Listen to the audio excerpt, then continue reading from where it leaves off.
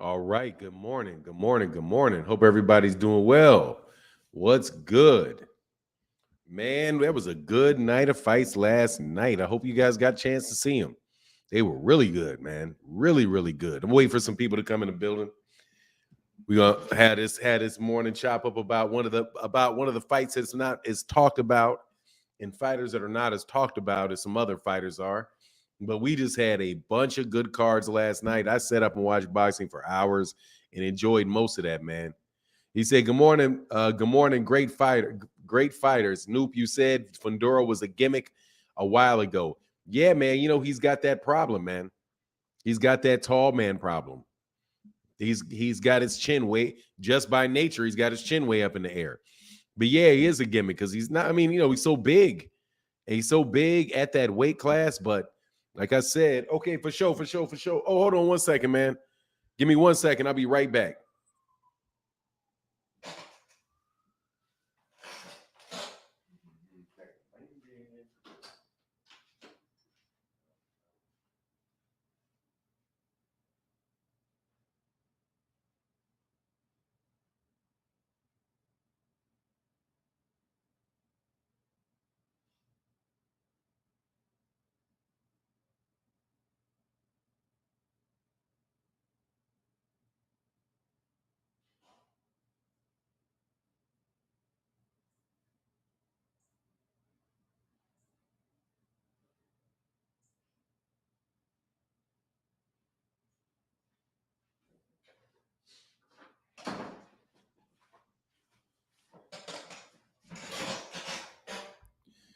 All right, what's good? What's good? What's good? Sorry about that. Had to. Somebody said check the Cash App, so I had to go get my phone. I was a little lunching on it. We got 85 people in the building. Make sure y'all go ahead and hit that like button while you're in here. We should be having a good boxing conversation today. Man, my daughter's expensive. Where was that? Yes, Pit Mob, Pit Mob. Yes, sir, man. I got to check and don't see anything, but it's open. What's going on, Chop Money? How are you feeling, man? What's good? Devin Trotty, what's going on? The Rise Podcast. Make sure you guys subscribe to the Rise Podcast, straight out of Upton Gym in Baltimore, Maryland. Oh yeah, by the way, yeah, Shakur Stevenson. Yeah. Yeah. Like it in him. Like it in him. Now, to my Devin Haney fans out there, don't tell me that man ain't asked for that fight now. Don't come up for some cockamamie reason that he asked for the fight, but he really didn't ask for it.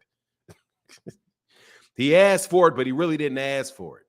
He only asked for it because he knows Devin has a fight. Whatever you want to say, man. Y'all come up with some reason why you can't fight that man. Bully Bread Kennels in the building. What's going on, man? Carl Marlowe, what's happening, sir? Andrew Gray, what's going on? Xena 360, God's self, always good to see you. Chillville in the building with the huge Cash App says $15 holler, brother. Say, yo, yes, sir. What's going on, Chillville? Hey, man, Chill, you got to hit the link, man. Chillville, you got to hit the link one of these days, man. I got to see you, man. I got to see your face. I got to say what's up to somebody that supports the channel. Big Noop in the building as well. Always good to see the big Noops. Yeah, I had a proud moment last night too. Thank you, Chillville. You the man, bro. Nick Balling TV said, What up, though? Great fight night. Great night of boxing. Yeah, it was a great night of boxing, man. Great night of boxing. I got to tell you something, man. What's going on, LR and JC Cowboys Network? What's going on? Salute to you. Bodywork Boxing, man. What's going on, man? Wilbert Rogers and Chino Figueroa in the building. What's happening? Yeah, he did. He went night. And Andrew Gray in the building. What's going on? D for the win in the building. Pet by Mob. You said that twice, man. I checked it, man. There ain't nothing in the Cash App, bro. Hope you didn't send it to somebody else. Chillville put something in the Cash App. But hey, I appreciate you, man. So I definitely will, Noop. Yeah, man, got to see you. Stone Alone in the building, stuck on gong, man. What's going on, Chillville? What's going on, Stone? Joe Schmo. Fundura cost me over $1,000. Yeah, it'll sting you. That was a stinger. He said, Bill said Devin will stay at the same weight after the Loma fight to fight everybody. Shakur Stevenson said, man, you better go ahead and move on up, bro. I'm going to tell you right now, man, he ain't fighting that dude. He better not fight. He ain't going to fight that dude. I'm telling you right now, the fight in that weight class is Shakur Stevenson and Gervonta. That's the fight in that weight class, bro. That's the fight right there. Mendoza versus Bud would be a good fight. Chillville, let me tell you what I think is going to happen. Let me tell you what I think is going to happen, bro. I think you're going to get Terrence Crawford and Josh Taylor in December. I'm gonna go out there on a stretch and say that I think you're going to see Josh Taylor. Josh Taylor can get in the country. I think you're going to see Josh Taylor and Terrence Crawford in the summer. I mean, in the winter, right around the same time he usually fights, right in the November, December timeframe. Fareed Fanan, you think the Fundura knockout is knockout of the year so far? I think it is. Wow, man, I always have a hard time with that. I always have a hard time with that knockout of the year because I'd have to go and think, no, I don't think did Deontay Wilder fight this year? Deontay Wilder's knockout with Robert Helenius was a little more nasty than that. So there's Deontay Wilder, Robert Helenius knockout, which is, man, as an underdog, you know, there was the fact that he won, there was an underdog, you know, that was last year. Okay. So that was last year. Off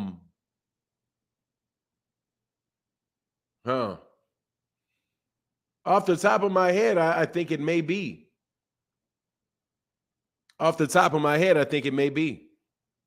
I have to go through it. Check your Cash App again, New. Oh, Chillville. Yes, sir, bro. Big time with the $10 holler. Thank you, brother. Thank you, bro. Thank you, man. Thank you, man. Chillville in the building. So, yeah, man, I think it may be knockout of the year so far. It's April. I can't think of anyone better, so I'll go with it. It's fresh on my mind. I'm going to tell you what wasn't knockout of the year. Those knockouts that took place on ESPN last night, I was disappointed in all of those knockouts. I was disappointed in all of them. I was disappointed in that knockout that they gave Keyshawn Davis. I thought that was a BS stoppage because that guy was going to go the distance with Keyshawn Davis, and I think that they saved Keyshawn Davis's record with that. Also, even though I'm thoroughly convinced Jared Anderson would have got that Dominican cat up out of there, but still, that was garbage. Still, that was garbage. Garbage. Like his corner weight is they're like, we don't want to get my guy killed. That type, but at least that was a corner stoppage. And the Shakur Stevenson stoppage was garbage. Straight garbage. That might have been the worst stoppage. That might have been the worst stoppage I've seen that's the anti-knockout of the year, is that one. Keyshawn was, man, please. Keyshawn, that dude was up on his feet. That dude was up on his feet and doing just fine. He was not out of it, dude. You hitting that, man, that's garbage. I've seen if that was the case, they should have stopped that Errol Spence Jr. fight with Mikey Garcia like 10 times. If that was the case, they should have stopped Errol Spence Jr. versus Jordanis Ugas like 4 or 5 times. Like, nah, bro. What's going on, Rise Podcast? Oh, my guy, Lorenzo Longino, man, big time brother in the Cash App. Thank you in the super chat. Thank you for keeping the color in the chat, brother. Thank you. Said I thought they stopped him too early. I did too. I mean, much love in the super chat. Yeah, the MMA Prodigy said the UFC showed out last night. I wouldn't have known. I saw the African dude, with his last whatever his name is. I see he got his payback from that dude. That was nice. That's nice to know. I'm happy for people that are fans of him. Yeah, but I just thought they were all bad. I just thought all that stuff was bad. I thought they were all bad stoppages. Yedick was defending. Yeah, Yiggit was defending and punching. ESPN getting views to UFC instead of boxing. Oh, they were trying to end those things early. Yeah, end this as fast as you can so we can get on to this. So we ain't in the way of the whatever that guy's name is, man. I don't even know what his name is. Trump and Tyson was at UFC. I could care less, man. Dude, please don't bring up UFC to me, man. I don't know anything about UFC. I don't watch the UFC. I'm not giving them any of my pay-per-view money. Not doing. I got garbage pay-per-views. I got garbage pay-per-view boxing pay-per-views to buy. Accident crap? I don't know what you're talking about.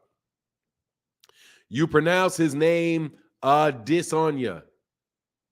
A Disonya? Yeah, I don't care though, man. Please don't make me talk about MMA. I don't watch MMA. I don't watch MMA. I just gonna tell you, you might as well be talking to me about pickleball. I don't watch pickleball. Don't know who the top pickleball players are.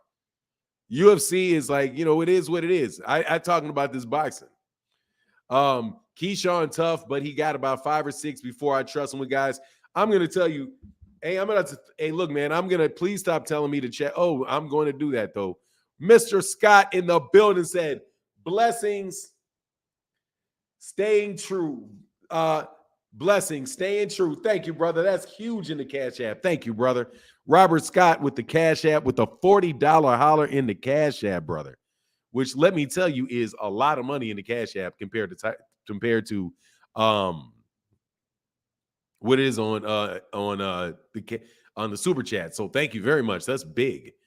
Better prospect: Carrington Davis, Shushu Carrington, Keyshawn Davis, Floyd Schofield, or Mason or Abdullah Mason.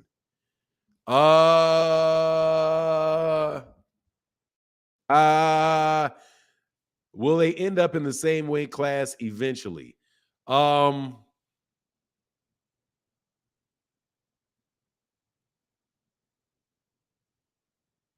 I think Keyshawn, let me go through. Shushu Carrington, I've seen fight like 3 times. He seems he seems talented. He seems like he's a talented fighter. Keyshawn Davis, honestly, man, I think Keyshawn Davis is going to get beaten. I think Keyshawn Davis is he fights like an old man, number one. He's mature. He's definitely mature. But I don't like his dome piece, man. I don't like his demeanor. I think his demeanor, I think he is apt to get very frustrated. I think, and especially need to stay away from Frank Martin. He definitely need to stay away from Frank Martin. Because Frank Martin is going to handle him. I'm 100% convinced about that. That Frank Martin handles him. Anthony and Miss, keep it up. Hey, thank you, brother. Say, keep it up, brother. Thank you, man. Much love to say, keep it up, brother. Thank you to my guy, Brockman75. Thank you, brother. I will definitely keep doing it, man. And thank you for the support this morning. What in the world is pickleball? It's like a sport that they're ruining Lifetime Fitness with by putting that crap on the basketball courts and making me regret I signed up and gave him any money. Ray Davis says, unsure call-outs, brief brewing, and massive KO. What's the unsure? For me, I think the best of them is I don't know, man. Jared Anderson. Can you put Jared Anderson in there? Abdullah Mason. Abdullah Mason is good. I've only seen Abdullah Mason like twice. Honestly, man, I like watching them, but I don't know until you see them. Like, I don't even want to do that until I see them step up. I'll be able to tell you when they get in a fight. Even though I got to tell you, Keyshawn Davis, if Anthony Yiggett could punch, that may be a difference. But Anthony Yiggett can't punch. You can't punch. And I knew he was going to get him out of there. Rolly got him out of there. He's there to get put out of there. But they're building those guys right now. You guys got to kind of wake me up a little bit when they get a little bit further along. Hate it or love it said, morning Fanon in the chat. We got a win yesterday. 3-0 fighting next Saturday in the championship. Team Superfly. My son made it look real easy yesterday. That's what's up, man. Congratulations. I definitely checked out that last video you had when you had him on them. When you had him. What were you working on with him, man? Man, I don't think it was a catch and shoot you were working on. You were working on something with him. Some particular skill. I was like, that's what's up. I definitely still check your videos. I definitely check your videos out on Instagram. Thank you, brother, for that support, man. Thank you for that support. Let's time him out for a second, man. Because you're bringing up a lot of MMA, man. We don't really do MMA over here. We all know Top Rank match make their fighters. We had no doubt of the outcome last night. Yeah, I mean that's why I like the PBC cards are better. The PBC cards are better. What would be even better is if the PBC cards had those fighters on them. Because you're going to have them against some people that are just real funny business. Like that, I had a feeling about Mendoza. I was like, man, first of all, they've been putting in Fundura risky for a while. They put in Brandon Lee. They put Brandon Lee in there really risky. Because I was like, man, for real? Like that was a really, really good fight. The Brandon Figueroa fight. But I got to tell you, man, Showtime, please. Your scorecards suck. I mean, you guys put HBO to shame. You guys are worse than HBO was with these scorecards that Steve Farhood got going on. And you can see, like, who's the guy that does the ring announcement for him? Dude, he's so tired. And just, like, they're exhausted. They're exhausted. You can tell that those guys are exhausted. What's the guy's name that does the that actually gets in the ring and does the interviews in the ring? Dude, he looked like he wanted to go to bed all night. Like he looked like, man, God, man, I've been so many cities. I've not been home in a long time. I mean, he looked terrible, man. He looked terrible. And their scorecards, man, are terrible.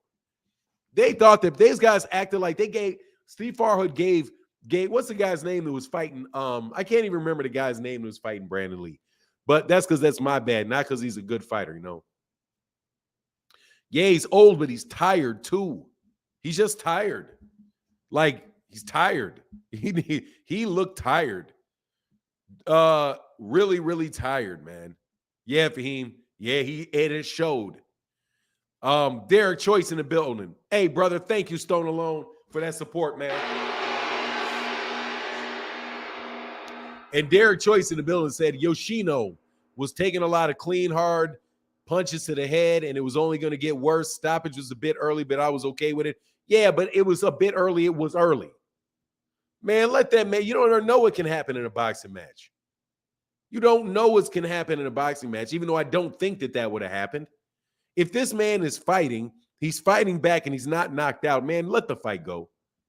You know what I mean? Let the fight go because you just never know what's going to happen. You don't know. That's that. The stoppage was early. And plus, let Shakur get the stoppage. Let Shakur get a legitimate stoppage. But I will tell you this. Devin Haney would have won 12 rounds with that guy. Dude, when Shakur Stevenson ain't playing with Devin. You can say what you want to say. Shakur Stevenson ain't playing with Devin. I was appreciating that last night. Because I was like, what is Shakur saying? I'm like, because Shakur was like, look, man, he's going to stay at the weight class. Man, what do you want to stay at? Did he not see this? He wants to stay in the weight class with me? Like, he's like, man, I'm going to wash Devin. And I'm going to make it look real easy.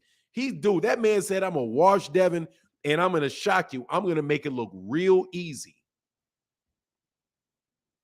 And he's going to have to fight that dude. I'm telling you, he's going to have to fight that dude. Because if Bob Arum still got his brain together, which I'm sure he does, what he's going to do is he's going to turn around and he's going to get the fight mandated right away. Like, mandated, brother. Right now, mandate that fight. Fanon can't wait. Devin beat Shakur. No chance. I'm telling you right now. Hey, Fanon, do you see my boy in the pocket slipping those punches? Yeah, he don't want. Let me tell you what I saw, Fahim. I saw a Shakur Stevenson that better be real careful around Gervonta. Yeah.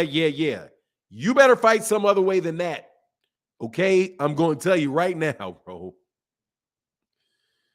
What wasn't Fanon? Oh, hey, did y'all see? Hey, man, I got to tell y'all, man, my family business. Did you see the ping pong table? Did you see Shakur Stevenson's ping pong table? Man, my brother owns a company that builds that table, man. That's like, what's up, man? I was so happy. I was like, yeah. Shout out to the family on that one, man. Bob already said Shakur versus is not real. That's not what he said, Adrian. It's not what he said. It's not what he said. Thank you very much. That's not what he said. He said being realistic. He didn't say it's not realistic. He said, look, man, he's having a hard time making weight. Being realistic, he's going to move up. Slight difference there. If Shakur wants to drop the belts, then yeah, it's not realistic because he won't be there. But if he stays there, it's very realistic. You have to understand why he said that. He said that because he's assuming Devin is going to move up in weight because he's having a hard time making weight. And there's a bunch of fights up there, for him to get at 140. But who's he going to get the fights with? The winner of Josh Taylor and Teofimo Lopez? Devin Haney does not want to fight Josh Taylor. Doesn't want to fight Josh Taylor. No. And he doesn't want to fight Regis, and he doesn't. There's no money up there for him. There's no money. All the money's at 135. I'm telling you, they staying for that money. They're staying for that money. They'll figure out a way to make that weight. They're going to extend Ramadan all year long. Lorenzo Longina said, I think all 135 is food for Tank. Now, don't get me wrong, man, Lorenzo. I'm not saying that Shakur is food for Tank. All I'm telling you is fighting like that's going to be a problem with Tank. That's going to be a problem. You're not going to slip all that with Tank. You're not going to slip all that with Tank. Not, especially it's a southpaw and a southpaw matchup too. He's not going to be slipping it like that. No. The hand speed is too much. And Tank can just take the route of being very, very busy. And Tank's defense, Tank will slip your shit too. Dog, that's what I'm saying. That's the fight right there. I'm telling you, that's the fight right there. Virgil Wembley in the building. What's going on, brother? He said, man, I think Shakur looked the best I've ever seen him. He looked good. I think he looked better against Jamel Herring, though. Devin can't beat him, and I think it's going to be easy for Shakur. I also think he beats Tank. Just my opinion. Look, man, I can see why people would say he beat Tank. I can see that. The problem with there's a huge difference, though, with Tank is that power. And he ain't got to knock him out. All he got to do is seriously discourage him. Even though there's a good chance he can clip him, especially if you fight that close. But anyway, it goes, bro. It's official. 135 is no longer the vagina weight class. Nah, you got Shakur in there doing his thing, man. I can't lie, bro. I mess with Shakur, man. Shakur nice like that, man. Shakur is nice with it, dog. Shakur is real nice with it, man. That is a gifted fighter. Really nice with it, man. Man, Devin Haney is going to wash Tank. Devin Haney's not going to wash Tank. Devin has never washed anybody. He's outpointing him. I don't know why you guys got this Don Cocona, whatever. I ain't going to say that. I don't understand why you don't see that man can't punch. That's trouble. If you mean he's going to outbox him for 12 rounds and all that, maybe, but I don't think so, but maybe. Or he could get knocked out because he really can't keep him off of him. Shakur at least showed that Shakur got something that may keep you up off of him a little something. You know, Lorenzo Longino said, I think Tank is a total package. He is going to catch him. He's definitely going to catch him. It's whether or not he's going to catch him a bunch of times or not. Look, I'm saying is that's a great fight right there. That's from the ground up right there. Much love in that super chat, bro. Oh, hold on one second.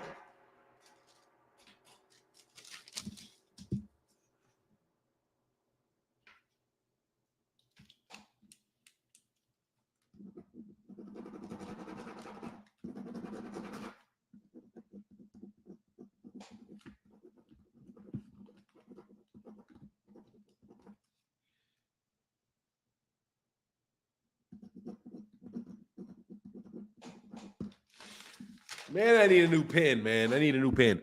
I think Tanks is a total package, and he's going to catch him. He's definitely going to catch him at a certain point.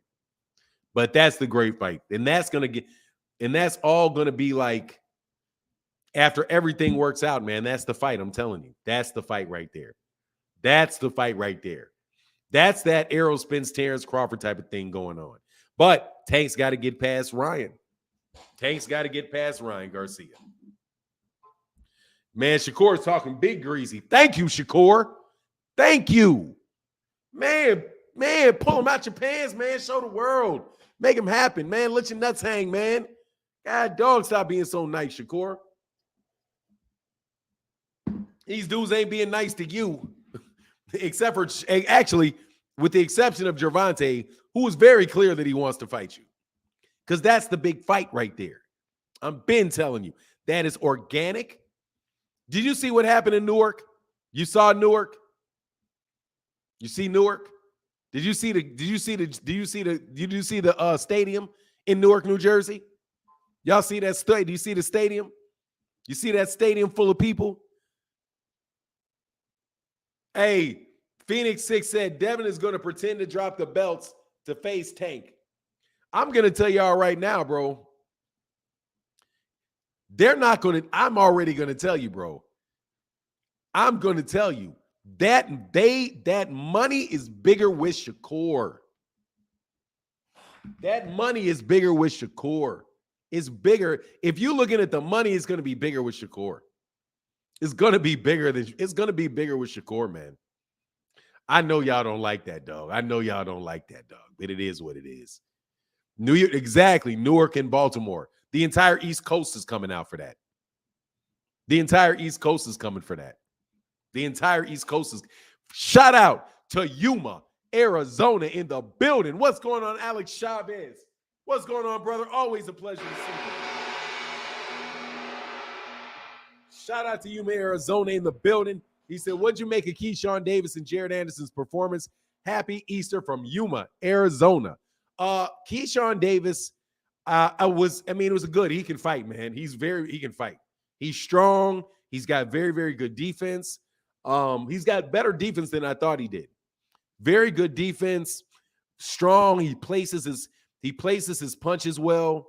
I'm not sure about his dome piece, though. I think he's a little bit loose in the dome. Just think he's a little bit loose in the dome. If he gets in a situation where somebody can hit him and keep making him miss, I think he may get really frustrated. I don't think he's ready for Frank Martin. He's ready. I don't think he'll beat Frank Martin. Because that's who he said. That's pretty much who he's talking about. He wanted to fight. Jared Anderson, killer, no doubt. Look bored in there. Need to shut his mouth though. He needs to close his mouth though before he gets his jaw broken. And I mean it, not like talking too much. I mean like he fights with his mouth open.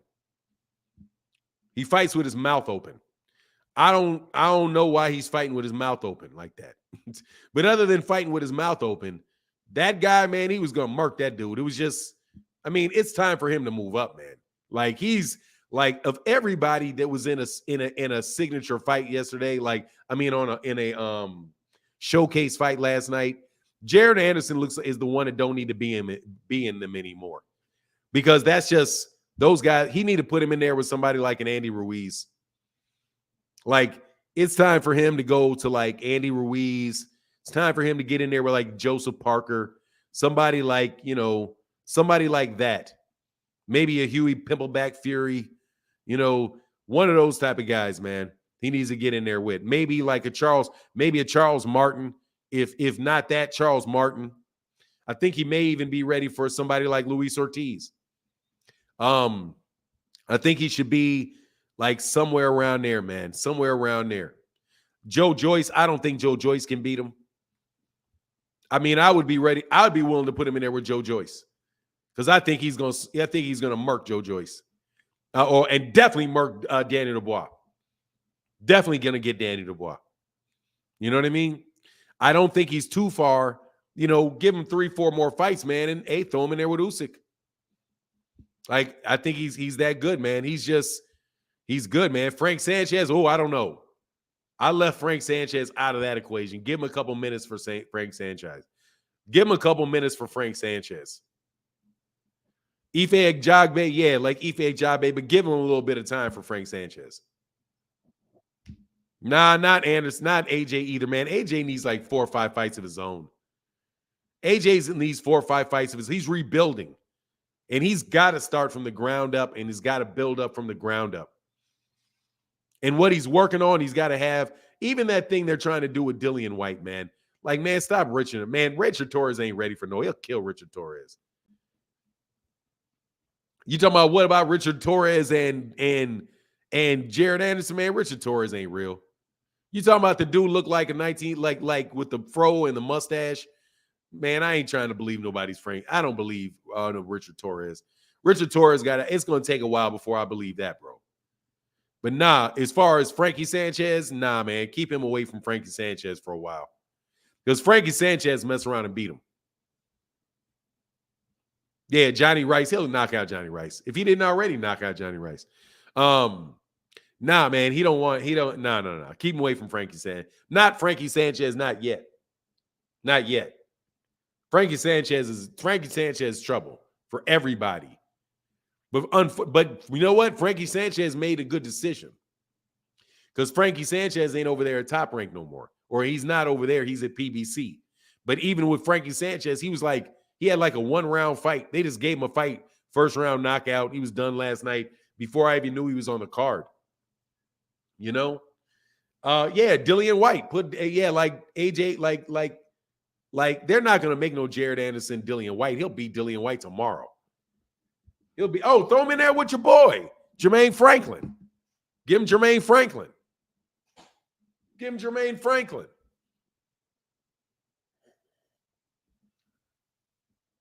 Yeah, AJ need to be fighting. AJ need to come to America. He need to do his rebuilding in America. But if he wants that money, he wants the money. I understand. But for me, build a presence in the Barclays Center. But, I know that they don't do that. You know what I mean? Frankie Sanchez took the demotion to having his fight on YouTube out on that dude. Hey, this was in there for a quick payday. I want payday. Tank is like Edwin Valario. You're tripping, man. Serious boxing fans only. Timeout for you right there. Timeout for saying something ridiculous, bro. Jermaine, Fanon, you think Jermaine Ortiz and Keyshawn is a good fight? Yeah, absolutely. Absolutely, I think it's a good fight. I might put my money on Jermaine Ortiz. I may take Jermaine Ortiz in that. Good fight, yeah. I think Jermaine Ortiz very underrated.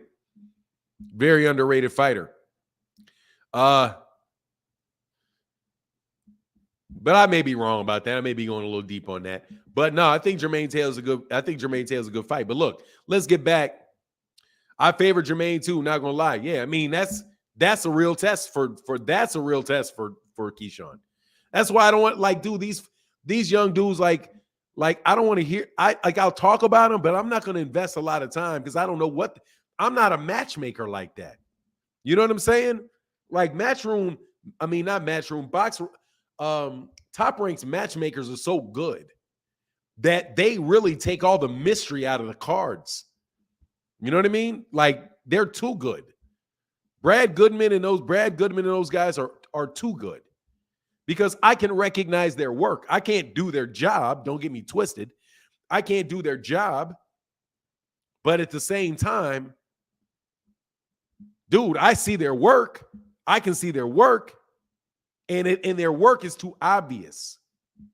You are clearly putting these kids in situations where you're building them over time, but you're taking my money the entire time. So I'm a little sick of it, That ESPN was abuse. Ray Charles and Stevie Wonder could have called that fight. Yeah, exactly. What's going on, Adrian Molina? Yeah, no doubt. So yeah. Hey, but thank you, brother. Thank you so much. To my guy, Alex Chavez, for keeping that color in the chat. Thank you for that support, bro. Hit the nail on the head. Yeah, it's just they over matchmake. It's too much. Like the entire card is that way. Like we're really like this. Like it's like sparring matches, but you're taking off the headgear. You're making it's like a unofficial sparring match. You know what I mean? It's like an unofficial sparring match. Don't forget, Sir Adrian Molina. What's up, brother?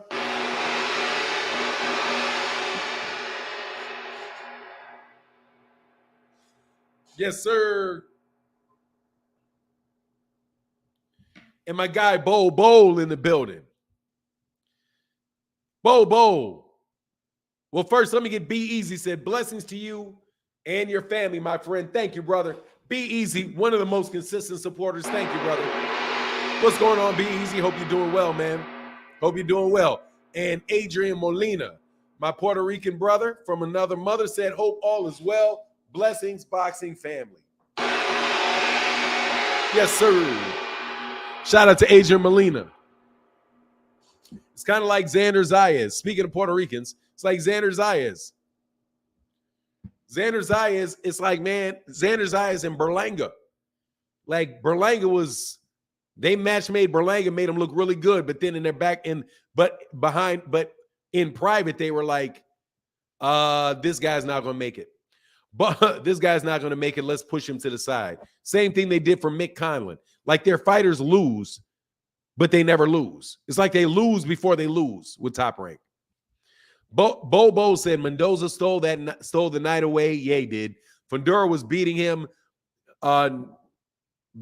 so methodically, but the guy stuck to his game plan and he took advantage of a big mistake. Love it. Yes, sir. Much love in that super chat. Really? I thought his game plan was excellent the entire time. I thought Mendoza was doing well the whole fight. He just made it super awkward. The way he kept getting his head way off the line on the inside and dipped to one side or dipped to the other side. The way that he was jabbing and hitting him to the body in the early rounds. I thought Molina was fighting well the whole fight. Now, I agree that those uppercuts and some of that inside work from Fundura, you know, were winning the rounds. But, you know, I still thought Mendoza did real well. I looked away. I had just looked back at the screen. Like, literally, I had just went like this. I was looking at my phone. I had just looked back up, and then boop, boop. Whoa. I was like, man, right there, bro. He hit that dude with everything. And I'm telling you, them tall dudes got them funny chins. Them tall dudes got those funny chins. Like, Fundura's going to be tough to beat, but he's going to be somebody who can get knocked out. Hey, man, by the way, will you guys get rid of that corny word deflecting? You get, not you, Zenith 360. Certain people are running around with this word deflecting. Deflecting. Look, the person that said that to you is a dumbass, and you're a dumbass, okay? Me bringing you back to the point is not deflecting. It is me refocusing the conversation on where it's supposed to be. If you deflect and I bring it back, I'm not the one deflecting. You're the one deflecting. No, I am redirecting back to the point. I heard that in that dummy's voice yesterday. I was like, okay, I know what you've been listening to. Right off the way you're talking. Don't deflect. Dude, I'm pulling that. Don't deflect off my questions. Nigga, fuck you and your questions. Excuse my language. Derek Choice in the building. Yes, sir, Bobo. He said people need to put some respect on Bomac as a trainer. I mean, what respect you want him to get, Derek Choice?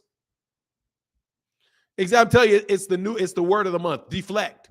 Oh, you're deflecting.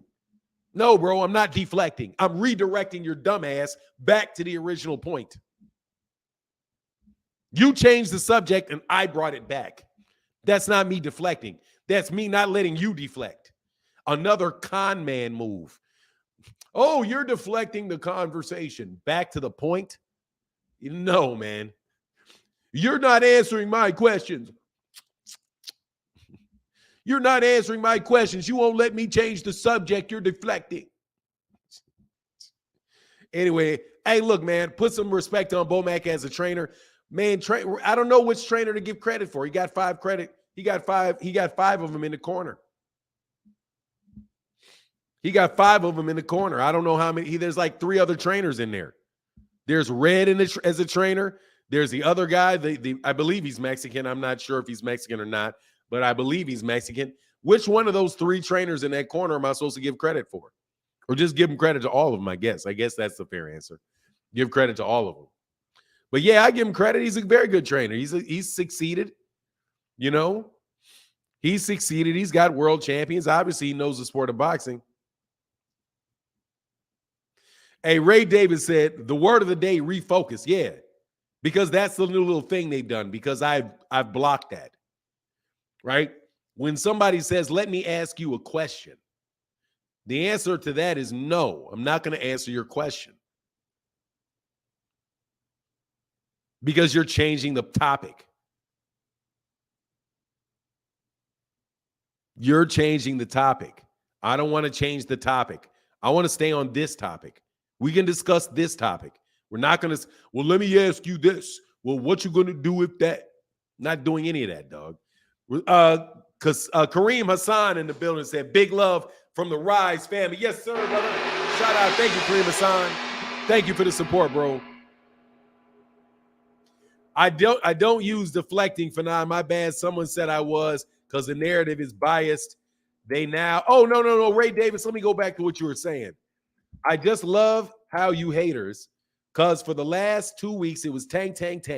Now Shakur answers the question on Top Rank and ESPN on Devin. Everyone now, Star Wars fans talking, yo, B is facts. I don't understand that, brother. You got to rewrite that.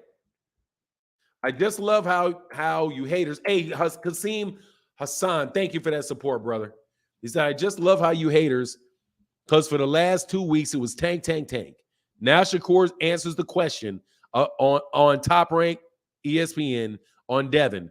Everybody now, Star Wars fans talking. Yo, B is facts. I don't get that, Ray Davis. I have a hard time getting that. I have a hard time understanding what you're saying there. John Boy says, what's going on, John Boy, in the building, man? Big time in the building. What's going on, man? He says, shout out to everybody. Sorry, just my opinion, but I can't do Top Rank cards anymore. To me, it's all match made to straight boring A fights. It's not even 95 to 5% chance of stars losing. Yeah, it's not. They win all the way out. They win all the way out. They're all match made. They're showcase fights from the beginning of the card to the end of the card. They overdo it because they don't want their guys to lose. They overdo it. It's too choreographed. The fight itself is not choreographed, but the entire event is choreographed. He's going to win this guy, and if he doesn't knock him out, we know he's going to have a problem, so we're not going to match him with this guy. We're going to give him a chance. We're going to move him to this guy. And if he has a hard time with this guy, we're just going to let him go. Which is why you got guys like Edgar Berlanga leaving Top Rank without ever having lost. And Mick Conlon, who they were really, really big on, but never wind up doing anything with because they see a fight. Well, we don't really like how he reacted to that. So now we're not going to invest any more money in him. We're going to let him go. John Boy said, I'm here. I'm heading to work. So can't be in the chat. Love y'all. Prayers for my brother, Slick Skip. Yes, sir, man. Shout out to Slick Skip. Shout out to Slick Skip. Haney ain't fighting Shakur until next year, and that's if he gets past Loma, because people sleeping on that fight. Yeah, a lot of people are sleeping on that fight, but he'll fight him at the end of this year. If Bob Arum pulls the trigger, because it's in his pocket. I'm telling you, it's in his pocket. Thank you, brother. It's in his pocket. He can pull that trigger on that fight, man. He can pull that trigger. However, getting past, like to your point, getting past Lomachenko is not a guarantee, because you're not going to get a knockout. So you're going to the cards. So you better make sure those rounds are not close, because if those rounds are close, you're going to get zipped. And everybody's going to be crying about robbery the next day. And then we're going to have to listen to I'm going to have to listen to Devin Haney fans cry robbery for the next 5 years until they just go away altogether. But it is what it is. You got to be careful. He's got to win every round. He's got to win every round convincingly. Stone alone, because that's just the crooked nature. That's just the crooked nature of, let's put it this way. It's easier to see under the bright lights. It's going to be easier to see Lomachenko's punches. Stone alone said, for my man, 50 grand, John Boy. Yes, sir, man. Stone alone, what's going, bro? Got that truck fixed. We slide. Oh, let me get my guy right here. John Boy right back at you. I can't do that to my guy. Right back at you. John Boy said, that's why it's comparable to WWE BS. I learned that wasn't real when I was young. Now I realize Top Rank ain't real either. Yeah, it's a little bit more real, but it's very, very, very, very, very, very, very similar. Zenith 360 said, let me fill you in for 9. Ray Davis said, Tank didn't respond on Twitter last night after Shakur fight, despite the fact he called out Devin and said he would smoke Devin.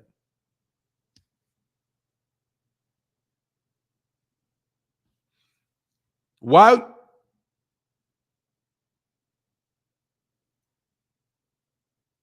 would he respond to Shakur's fight? I know people were jumping in and I was having fun. Why would he respond to Shakur's fight? What is there to, well, it was a bum. I mean, it wasn't a bum bash, but what was he supposed to respond to?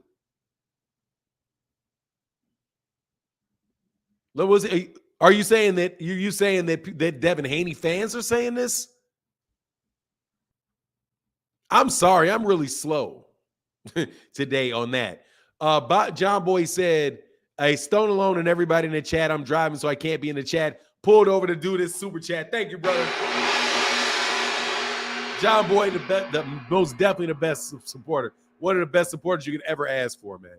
And my guy John Boy back in here said, bro, it looks like guys playing with their food last night. I actually fell asleep before the finish of the Shakur fight. It was so effing lame. Yeah, but I'm telling you that Showtime card was on that Showtime card. I got to go back and watch Bam Rodriguez fight. I watched like the tail end of the Bam Rodriguez fight. I watched the tail end of it, but it was yeah, man, it was that Sebastian Fundura fight was what's up. I ain't gonna lie, that was what's up right there. John Boy said, bro, it looked like guys playing with their okay, I got that, brother. Thank you. And my guy John Boy back at you said they might as well has held that top rank car at a bar in Mexico and then see which dishwasher or cook is ready to fight. Pretty much, man.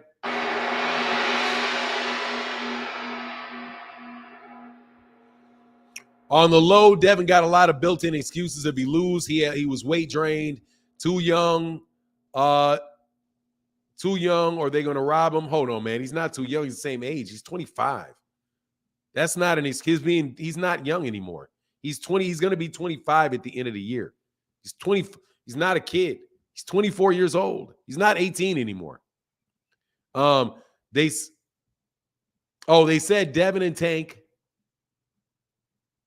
was nowhere to be found on Twitter and didn't respond. Only person that should say anything is Devin, right? Because he always got something to say. No, well, he's the one that got called out.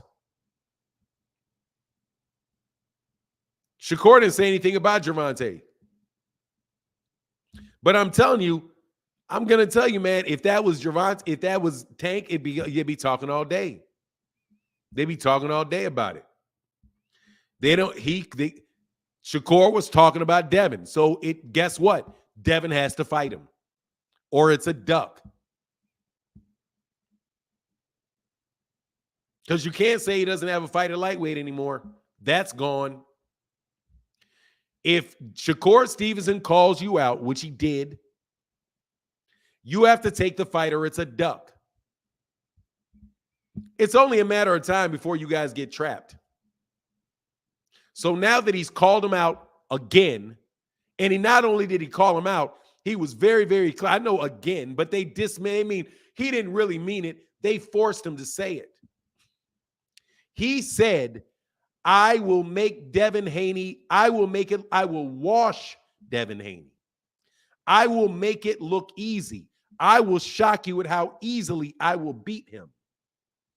He called Devin easy work. So there's nowhere to go now.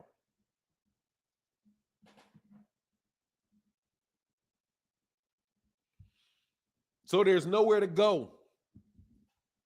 They do too much talking. They do too much talking. He said, we're not leaving the weight class. What's that? Watch them leave. If they because they'll mandate that fight. They'll mandate that fight. That's a fight if he stays at that weight class. So stop talking about Gervonta. It's just you guys have to, at this point in time, you got to kind of admit that you're trapped. You have to admit that you've talked your way into a corner and there's nowhere else to go. Because Shakur, Devin Haney was getting ducked by everybody because he called them out. They were avoiding him. They were scared of him. So now that Shakur Stevenson has had a fight at lightweight, and it was a knockout. It was a knockout. And he's ranked that highly in that division. And he had a lot of people in that place, so you can't say that he's not known. You putting words in both fighters' mouth? No, I'm not. I am not putting words in anybody's mouth. I am telling you exactly what Shakur Stevenson said. Well, I'm paraphrasing it a little bit. But I don't have a problem. You can go look it up. It is right over there on Fight Hype. He said that he would wash Devin Haney and he would shock people at how easy he made it look. No, you might be scared of the truth. I am paraphrasing it, but that is what that man said. Yeah, it is. Oh, it's not what he said? Well, let's just go to the records. After I talk to people that really matter, I'll get back to you later. Because you just don't. That's what I'm telling. That's what you guys are, man. You guys be delusional. John Boy said, we honest boxing fans, then give us real fights. They all followed the same thing last night. Play with your food until the last 22nd of each round, except for your guy. I will say this, with the exception of Jared Anderson, who was trying to beat that boy up from the very first second. And that dude was trying to get out of Dodge. John Boy in that super chat. Thank you, brother. And my man, H-Town 713. Salute for now and John Boy Rise podcast. Rest, brothers and sisters, already. Yes, sir. Thank y'all for that support, man. And John Boy right back at you. Said Cal, Zenith, H-Town, and the rest of the family. Yes, sir. The topic is last night. You're deflecting, Ray Davis. Shakur clearly made his choice, and his Devin. He clearly did. Clearly called that man out. But that's no worries. We'll play the tape. Hey, roll the tape. Roll the tape.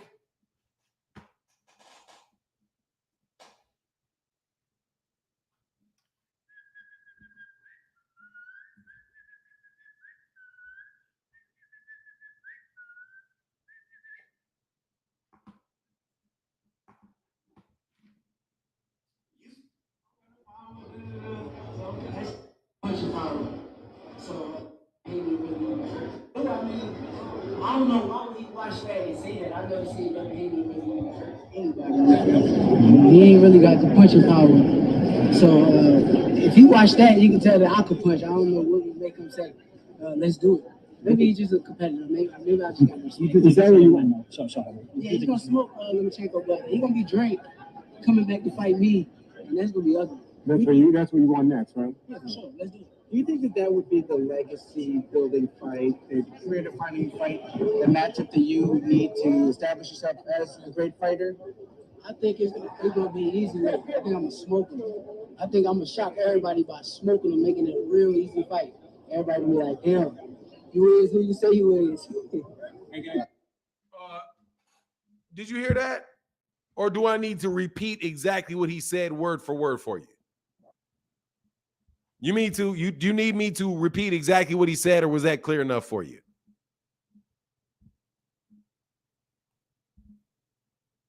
Because he dang sure said it. Listen, first of all, oh, poor baby. Oh, poor baby. Poor baby. He's not weight drained. What do you mean? I got you, brah. I'm not a bra. Brah. I'm not a bra. Okay? Put an O on that, dude. Oh, poor baby. You don't like that he said that he would smoke Devin Haney and he would make it easy work? You don't like that? Because that's what that man said.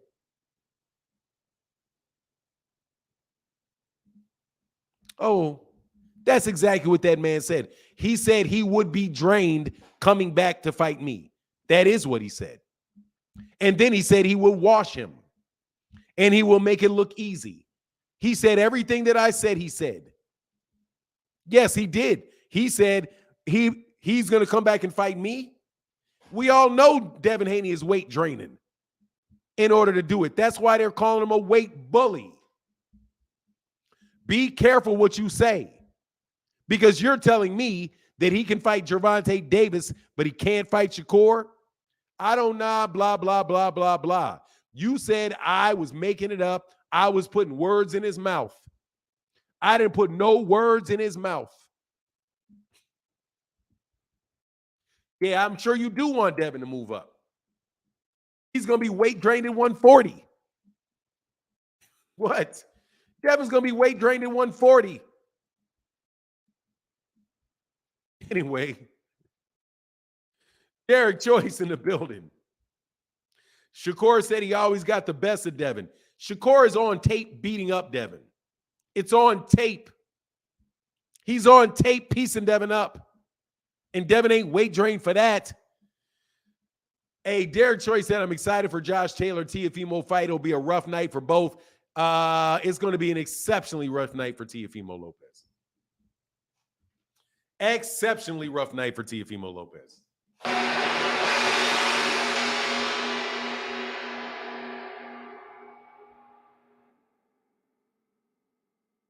It's going to be extremely rough for as long as if Josh Taylor is not completely slipped, it's going to be a whooping on Teofimo Lopez.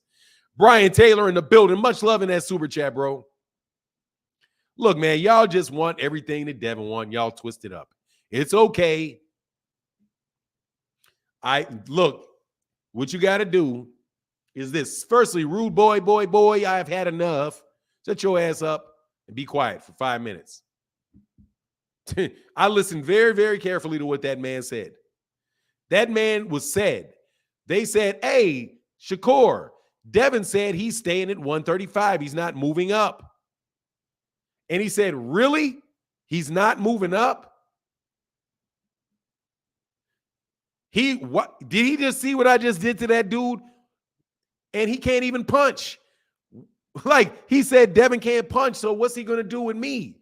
He said, yeah, I think you'll wash Lomachenko. Lomachenko, and he said it before, Lomachenko's old and too small. But he said, with me, I'm gonna wash him. And he's gonna be drained, that's gonna get ugly. Now watch this. He said, when he said drained, he said it's gonna get ugly. Ugly. He didn't just say I'll wash him. He said drained, it's gonna get ugly. You know what ugly means? Ugly means he's going to beat the tar out of him and they're going to probably stop that fight. Dude, Shakur Stevenson is a 135-pounder. If Devin is the champion at 135, and he wants to hold those belts, he's got to fight anybody that he fights. He has to fight at 135. What do you think? Shakur needs to fight him at 140 for the 135-pound belts to make exceptions for him? Hey, if Devin can't make the weight, go up. It ain't too late. Slick Skip in the building said, go ahead and shoot your shot, John B. What's going on, Slick Skip? Hey, be well, brother. Bradley Savage, you out here with that Devin Haney fanitis now. Tell your boy, you know he needs to fight him, bro. And from this point, Bradley Savage, when I say idiot, I'm referring to you, no caps needed. And then John Boy right back in the chat says, Slick Skip, love you, bro. Yes, sir. Look, man, Devin need to fight Shakur, man. Don't you agree, Bradley Savage, that if Devin Haney gets past Lomachenko, the next fight for him is Shakur Stevenson?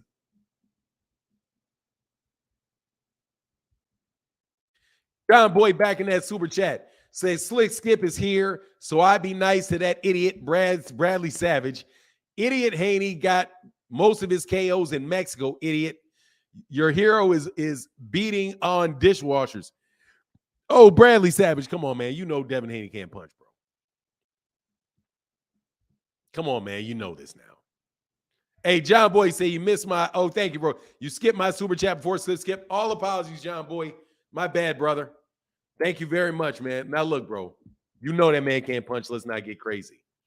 New Era Boxing and Bet said, Fanon, who you think took fight of the night out of the 3 promotional companies last night? The Zone, PBC, or Top Rank? Oh, the PBC of the fights that I watched, Showtime's card. The Brandon Lee fight. I watched the Brandon Lee fight. I didn't get to see that one fight before that fight. I forget their names. I didn't get to see all of that fight. I really only got to see the last 2 on the Showtime card. The Brandon Lee, because Brandon Lee looked good, man. Brandon Lee got some fast hands, man, but he gets hit a lot. But he's got some fast hand. That was a good fight.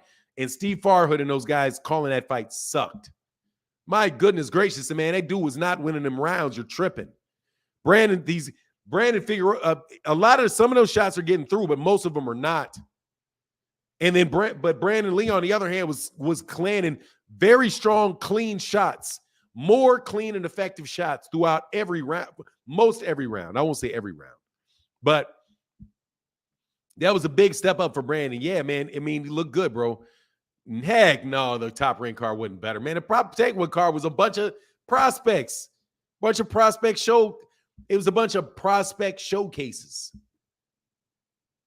It's a bunch of prospect showcases. I'm straight with all those prospect showcases, man. I'm not just interested to see Jared Anderson fight just to see him walk in there and beat somebody up, man. You know what I mean? I'm not interested. I mean, that doesn't make, they're not competitive fights. I'm literally just seriously just walking and watching these guys walk around the ring.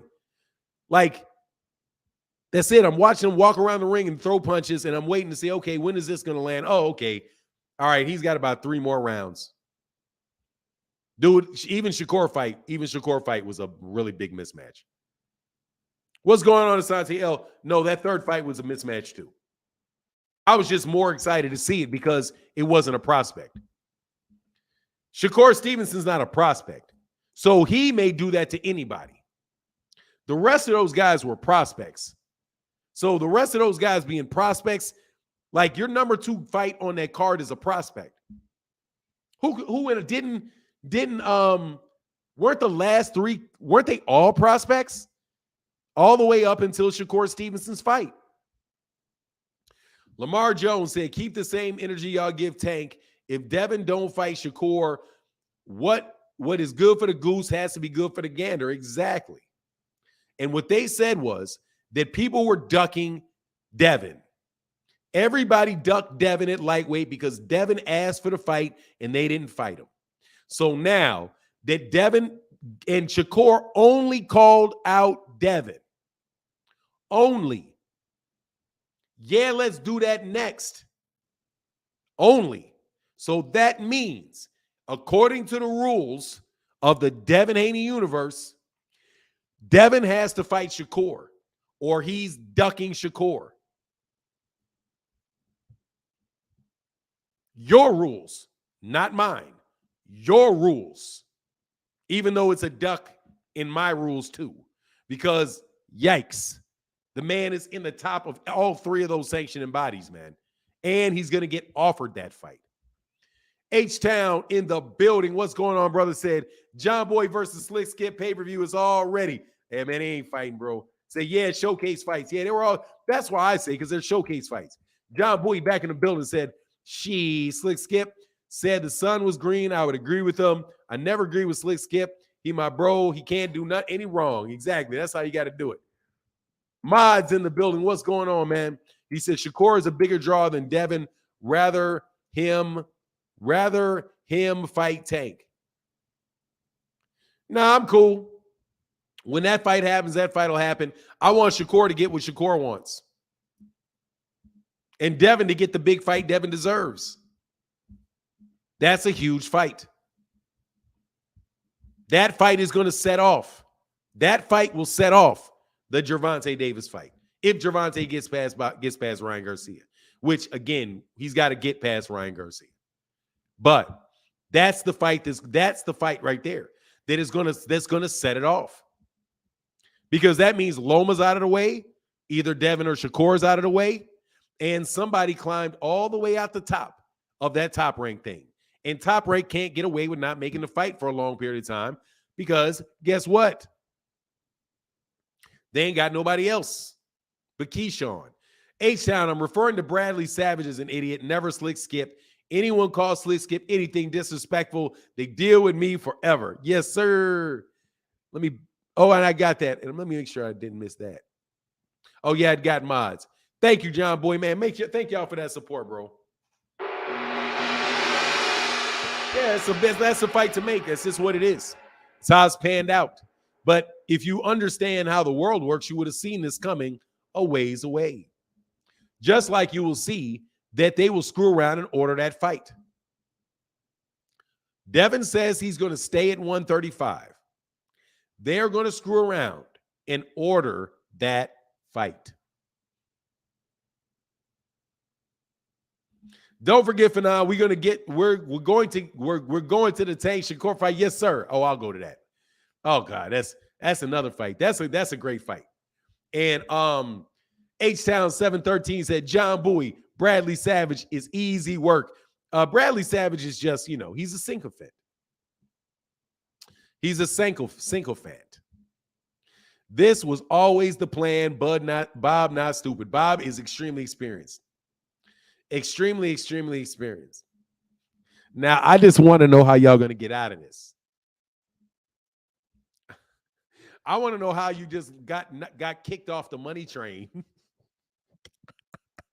How your boy just got kicked off the money train that fast, man. But again, Gervonta's got to beat Ryan. Has to do it.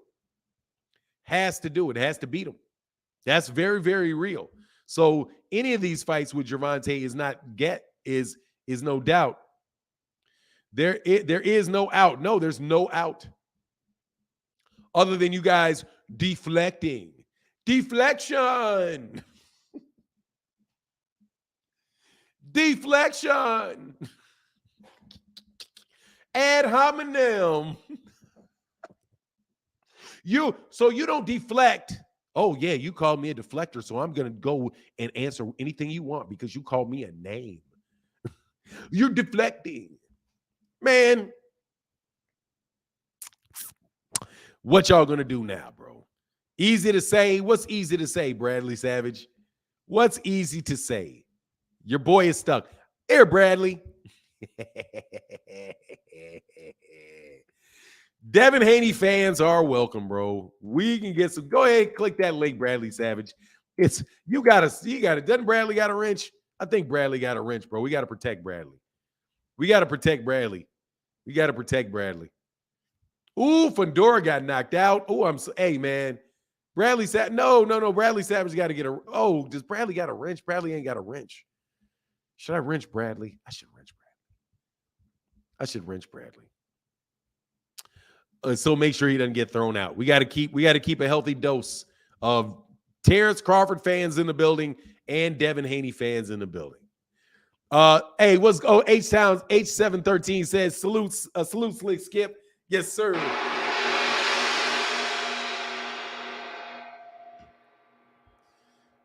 Oh, he had a wrench? Oh, if he had a wrench, then he can get it back, bro. I think he had one, bro. I think Bradley Savage had one. I think he had one. He shouldn't lose one just because of, one topic. As long as he's not out there blocking people and doing all kind of craziness, at which point in time we will snatch that wrench, believe it. But I got to give him his wrench back, bro. I can't do the man wrong. John Boy already snatched your wrench from you, though.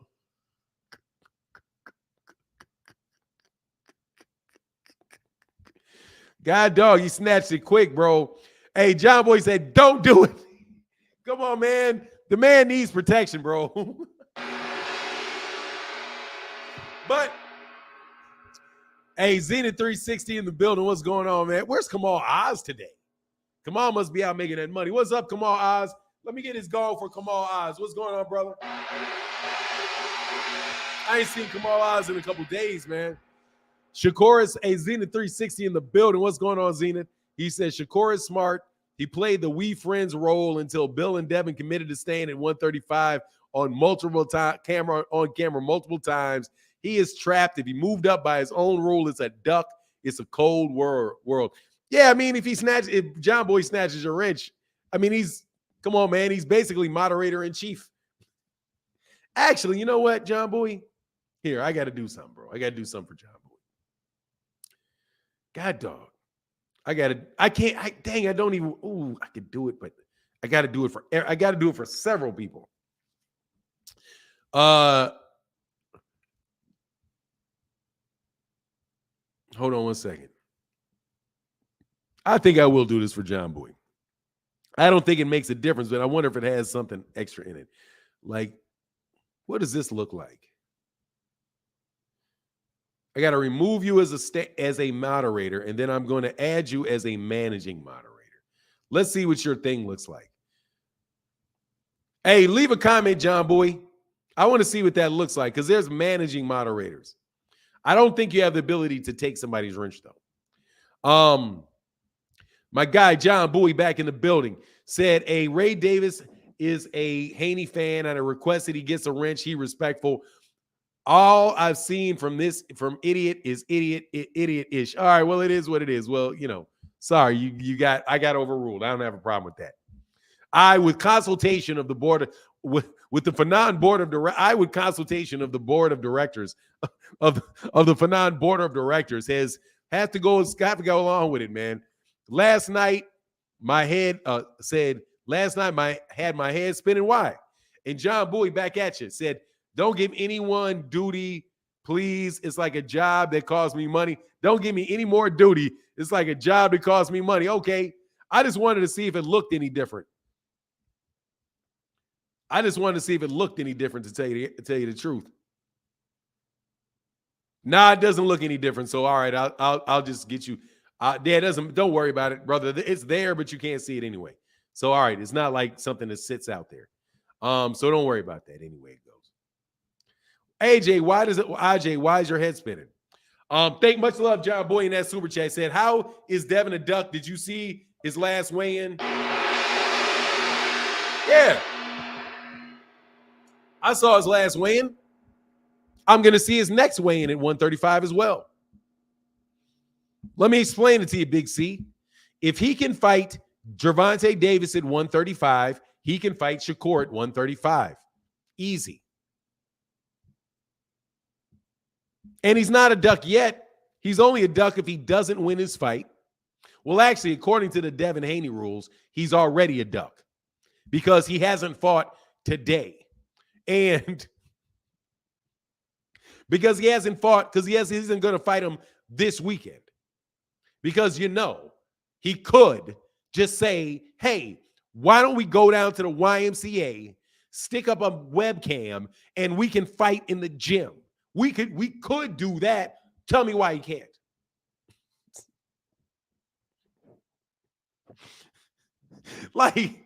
Tell me why he can't do that. And don't deflect. Tell him why he can't do that. And don't deflect. How about I'm not going to answer that stupid question? It is exactly the same. John said, no, it's the same. Okay, that's what's up. All right, but just so you know, you can go in and tell people they can't say things. Let me tell you what your power is. Your power is if there's a word anybody uses, you can go into a list and make sure nobody can ever say it again. That's what it is. Like, I'm about to get rid of deflecting because I swear you guys are like some dummies. Like, God, dog, anytime somebody yanks your chain and comes up with some new dumbass way to make the same dumb fallacious argument in a different way, you follow it. Instead of saying, hey man, somebody's making me stay on point, you say, well, you're just deflecting. I know you are, but what am I? I know you are, but what am I? I know you are, but what am I? Kids, and I don't care if you're in your 40s, you still act like kids. Like, man, people ain't stupid, man. Well, some people are. I'm not. John Boy said it just allows me to start a live. It just allows me to start a live, which I have zero interest in. All right, John Boy. Well, let's remove this from you in case you get in the mood to do it. Remove you as a managing moderator, and then I'm going to put you back as a standard moderator. Also, we got a member in the chat. Dallas Roquemore. Oh, by the way, Dallas Roquemore, you should already have a wrench. I was hoping it would allow you to give wrenches out, but it doesn't allow you to give wrenches out. Hold on one second. I'm going to get that wrench to you, brother. Manage as a standard moderator, Roach, my guy. And IJ, thank you for joining, brother. And IJ in the building said, Fanon, watching multiple KOs across. Oh, combat sports. Yeah. I got my set up, though. I got a laptop here. I got a laptop here. I got a laptop here. I can watch this, and this. I can do them all on 3 different screens, just like this. And even though I always do them on one screen, next time that happens, I'm going to have the zone over here, that Showtime over here, and I'll probably have ESPN on the middle one. My guy, Rodzilla Jones in the building, said, Devin's dad looked like a drummer from the Roots. Oh, you talking about the fro? Hey, man, he's old enough to grow his hair. He can do what he wants. Terry Schmoot in the building said, what's going on, Terry Schmoot? He said, me and John Boy got you for 9. Like my man says, shout out and salute to the usual suspects. Please, Ray, for the family. We lost 2 cousins back-to-back in a week. Both were under 40 years old. Yes, sir, man. 10 count for the family, for Terry Schmoot Jr.'s family.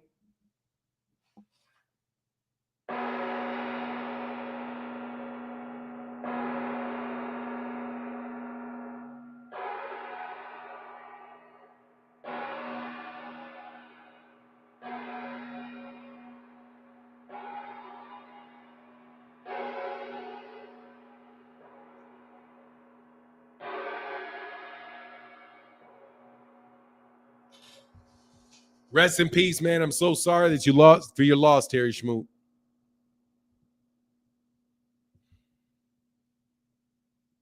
Let the gong play all the way out. And give it a little moment of silence, too.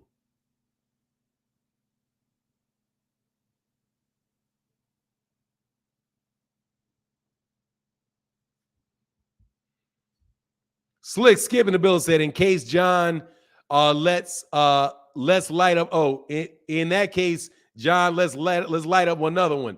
Yes, sir. Be Easy said, Martin, will Tank be weight drained for Garcia? On the second episode of All Assets, he's still walking. He's walking around at 150 still. I doubt it very much because, those things are recorded before you show them. He showed his weight. He said his weight, and he had his weight at 147, and that was like 2 weeks ago. That they probably filmed that like 2 weeks ago. So that All Access, like the All Access for Ryan, like I saw something put out for Ryan, and he still had that black. He had the footage with that black, with that same black jacket that he was wearing. So I doubt very much that the All Access is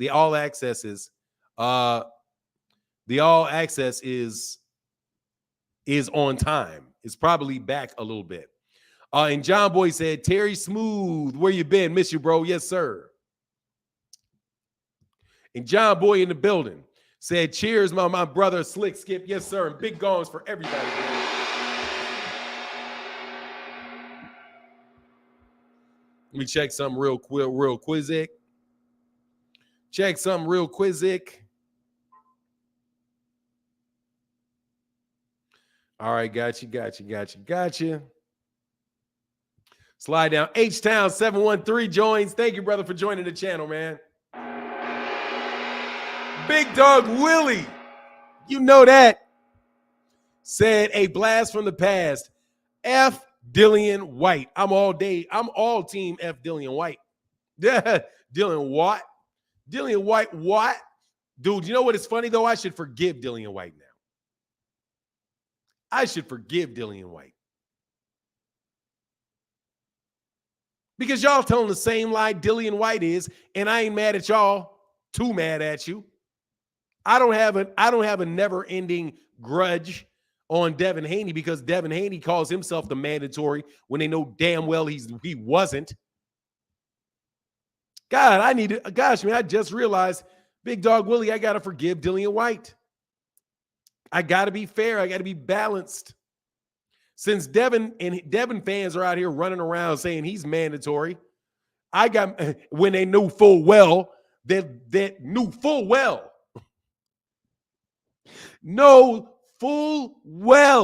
Dillian White was not the mandatory. Know the rule, full well know the rule.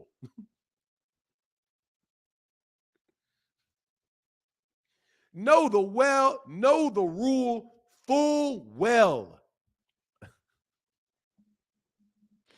God dog, you know the rule too. You know the rule, but you sit there. And you just say it with a straight face. Come on, man. John Boy said, for Terry's family, yes, sir. And Stone Alone in the building. Back at you, said, for the great conversation this morning. Prayers to Slick Skip and John Bowie. Much love to the chat. Yes, sir, brother.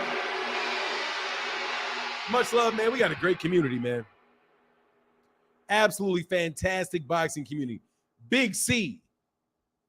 I think Devin is crazy for taking another fight at 135, but he is. He is. You may think he's crazy, but he is taking one. And if he can take one with Gervonta, he can take one with Shakur. Period. And my guy John Boy back in the building said, me, Big C, agree on nothing, but he my brother. Yes, sir. Big support. Thank you, brother. And C. Dewberry the Great. C. Dewberry the Great says, Salute for 9, John Boy, Terry Schmoot. Been a minute, but your boy is back. Thank you, C. Dewberry. Thank you for coming to the... Thank you for checking the show out. Thank you, brother. And my guy John Bowie right back in the chat said, hey, Terry Smooth. We share in your pain, brother. Let me know if I can assist in anything. Donating to the funeral I can do. Please get my number from Martin. Yes, sir. Terry Smoot, and ain't no problem. Just hit the link. If you hit the link and you show me your face there, you don't have to jump on. I'll go to the private chat and I'll put it in the private chat. I give you the number in the private chat, or you can send me. I think we talk on Instagram too. I can put it on Instagram either way you want. Hey, John Boy says, that's my bro. C. Dewberry, where you been? Yes, sir.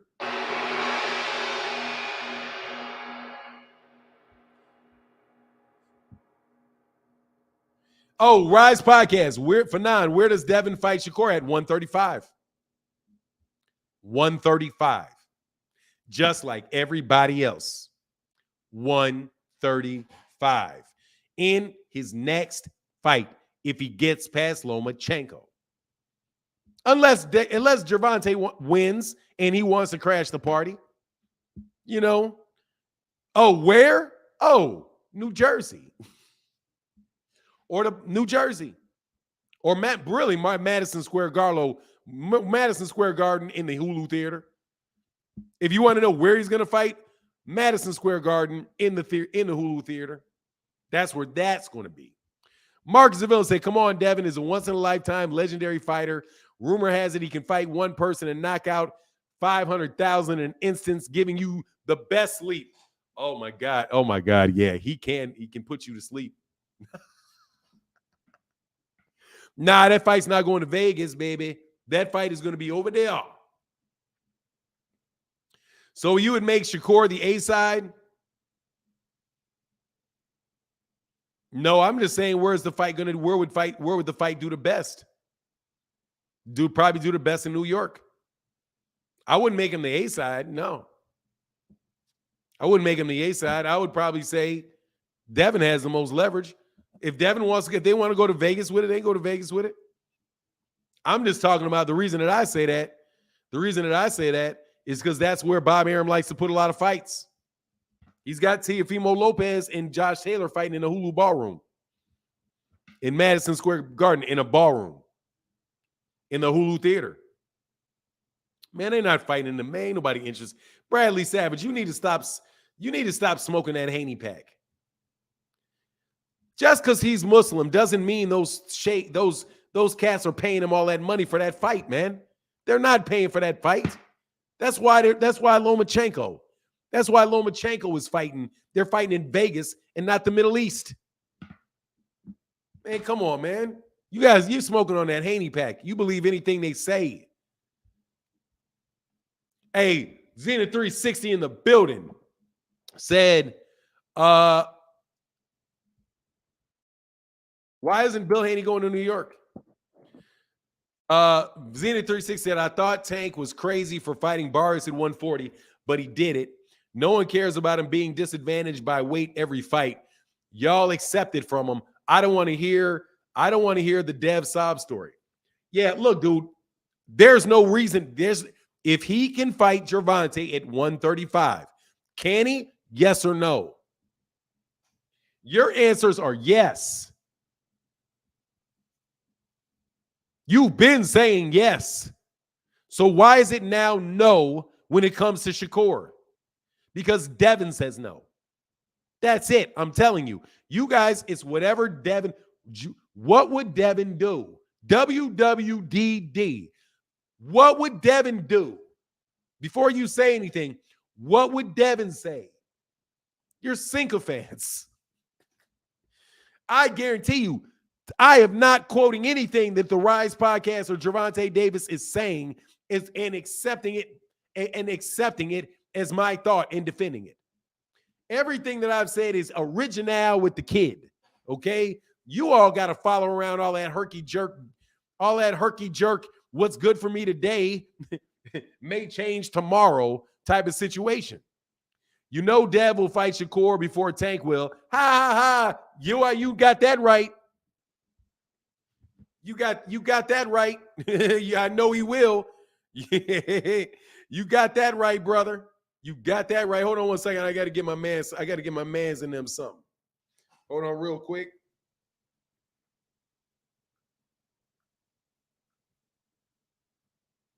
Hold up. I know he will.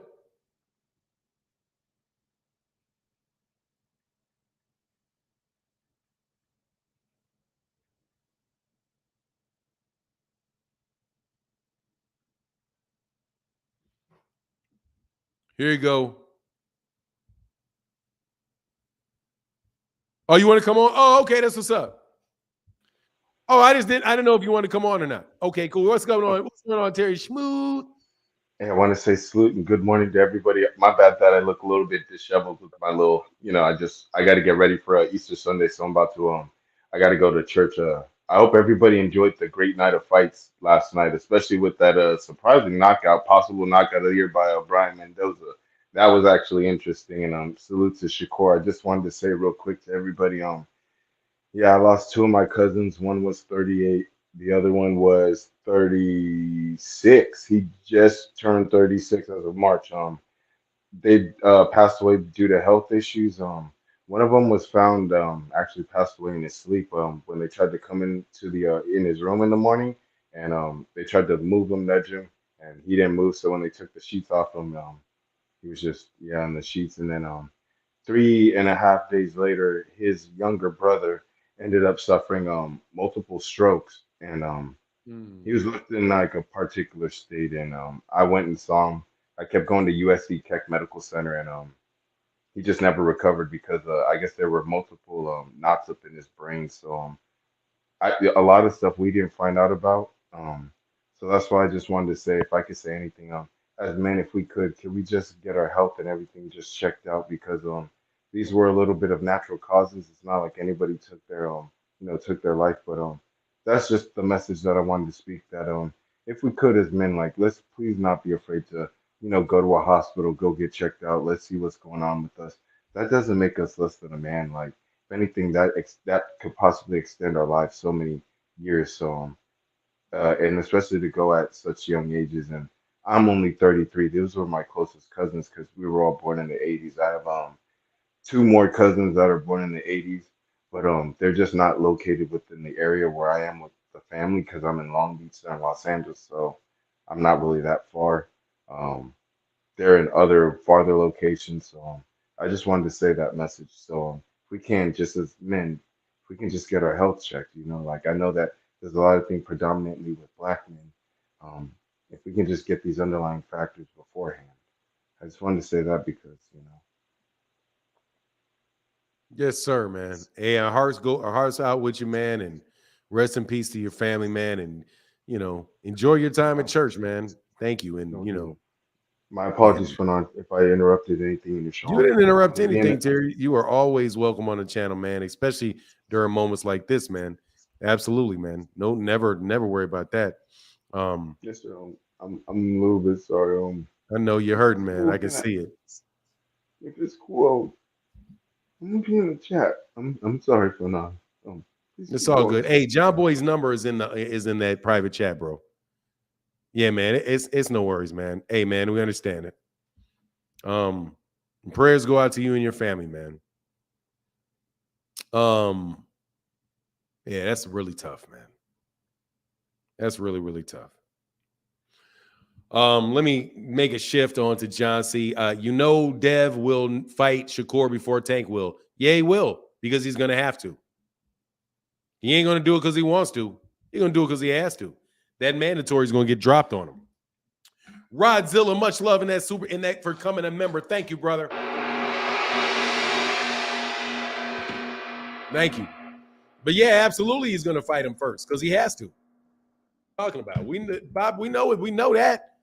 Marcus Villain said the fight will be on Devon's turf, your local Sealy mattress dealer. No, it's not going to happen like that. It's not. I don't think he can make that fight boring.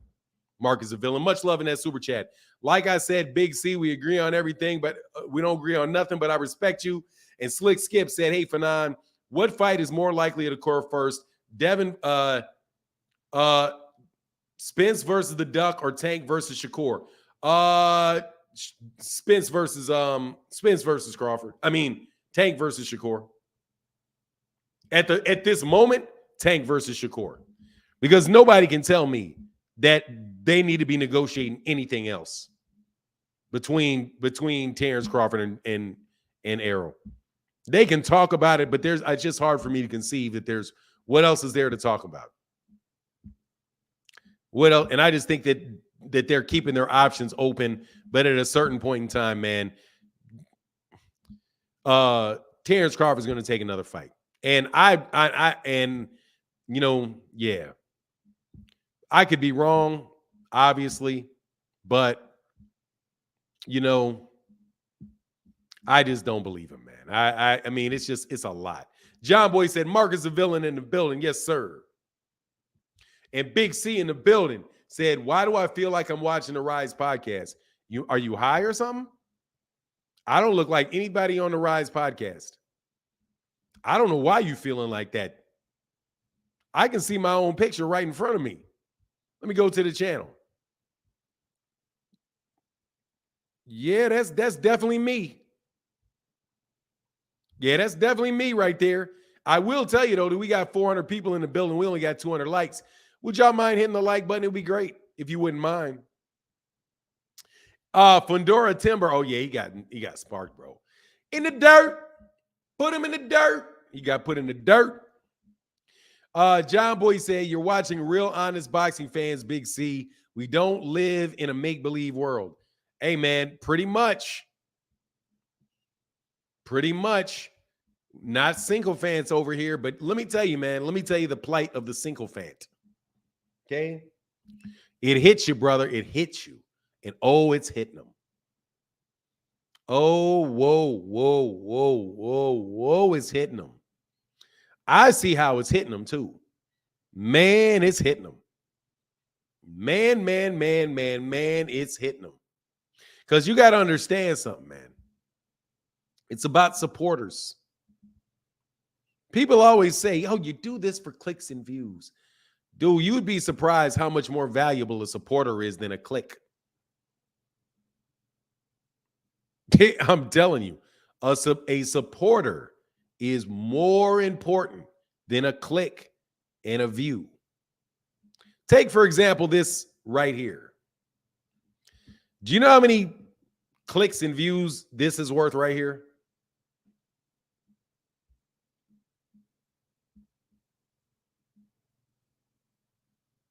Depending on the person, it could be 500 or it literally could be 5,000.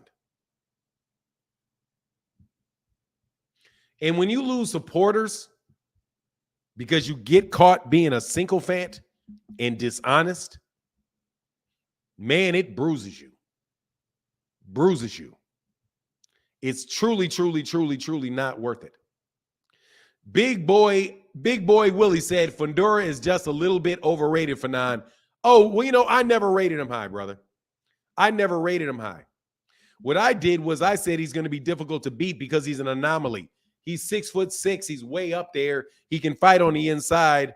His jab sucks. He doesn't like to punch down. He likes to punch up.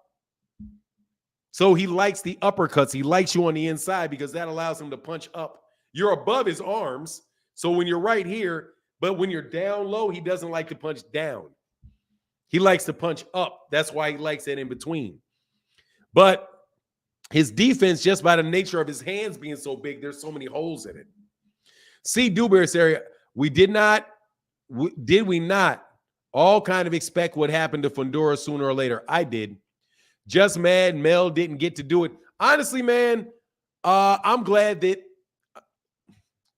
let me say, I shouldn't be saying this, but I mean, because I don't want to be unfair, but on the real, I think my thoughts on Fundura is I thought he's a nice guy. And I thought he was an anomaly and just an anomaly, right? And it's just weird. So it's just the way that, not weird like he's a weird person, but it's just like everybody has to change so much about the way that they fight to fight him. And he really doesn't have to change how he fights when he fights somebody else. So just because of his length, his height and his length, it makes people have to do things that they're not used to doing in that weight class. Because he has a heavyweight frame at 154 pounds. You know what I mean? He's tall, really tall and very long for a heavyweight. You know, he's like literally like Deontay Wilder size, right? But just a lot more light in the backside. So for me, I'm kind of glad that the top guys don't have to deal with that. And we can really see in a real traditional sense who the best fighter is and not kind of who gets kind of caught out there on a gimmick. Not a gimmick, because he's not a gimmick. He can fight, but an anomaly is probably the better way to say it. Terry Smoot in the building said, I love you guys. I will reach out. I just want to say we have one of the best boxing communities on YouTube. I think we have the best. Much love to everybody. Please check your health so I can be able to speak to you more with you here. Yes, sir. I go to the doctor twice a year. I got 6 month checkups, and I get blood tests, and I got blood tests every year. So I'm going around to the doctor. I go to the dentist 3 times a year. That's important too. And that's just really started over the last couple of years. But got to make sure you keep it together, man. I ain't trying to have that just creep up on me. I know in a general sense everything that's going on and what's not going on, you know? Zenith 360 said Devin would not fight Shakur willingly before Tank because Dev and his daddy said down the line at 147. Tank wants Shakur fight at 135, his words. Yeah, Tank wants Shakur at 135, his words. Yeah. I know you're going to get that. I know Tank would want to fight Shakur. I think he wants to fight Devin Haney too. No joke. He could have coasted and not fight Ryan Garcia. He did not have to fight Hector Garcia, which is something I don't get for nothing why people don't get that man credit for fighting Hector Garcia. Hey, it's like if you don't think, hey, Jose Luis, that's king.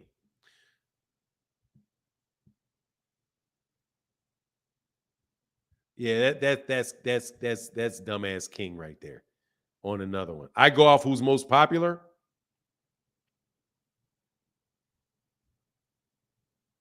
Hold on, let me see. Where did this come from? Where is this again? I got to make sure I get. Let me see. Real honest boxing fans. Big Dog Willie. C. Dewberry. Terry Schmoot in the building. Zenith 360 in the building. This dude right here has got to be your boy. Oh, you're already hidden. Somebody clipped you. John Boy clipped you. John Boy, sorry, I deleted that super chat I made up with this one. Oh, no worries, brother. No worries, bro. Much love in that super chat, John Boy in the building.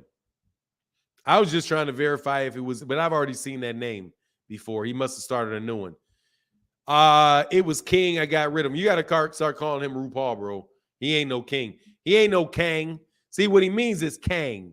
He's being racist, John Boy. In the colloquial sense. When he called himself king, he's being funny. He really means Kang. Because black people were in a system of calling, in a habit of calling ourselves kings and queens. So pretty much whenever it is that there's a new word in the black community, people like RuPaul immediately start trying to weaponize it, like woke. Oh, you're just so woke. Oh, you're just so pro-black. You know what I mean? It's like whatever you say, people like them take it and they just start using it as euphemisms for Nigger. So please don't call him king because he means Kang. That's why if he's gonna do it, it's gonna be RuPaul. If you're gonna weaponize a black name, it's gonna be RuPaul.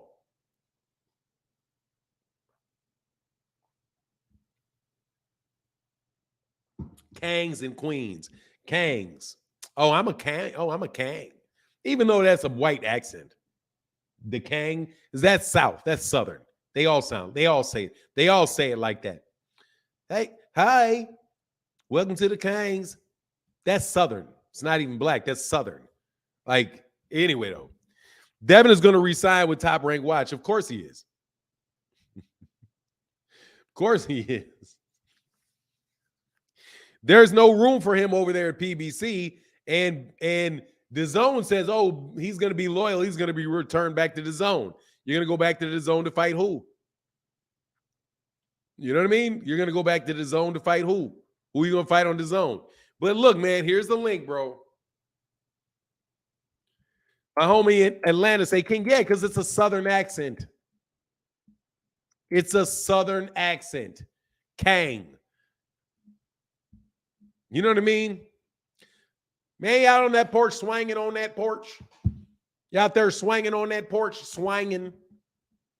Swinging. Hey, man, you singing? You sure can sing. Kang. You can sing. King. Sang. Kang.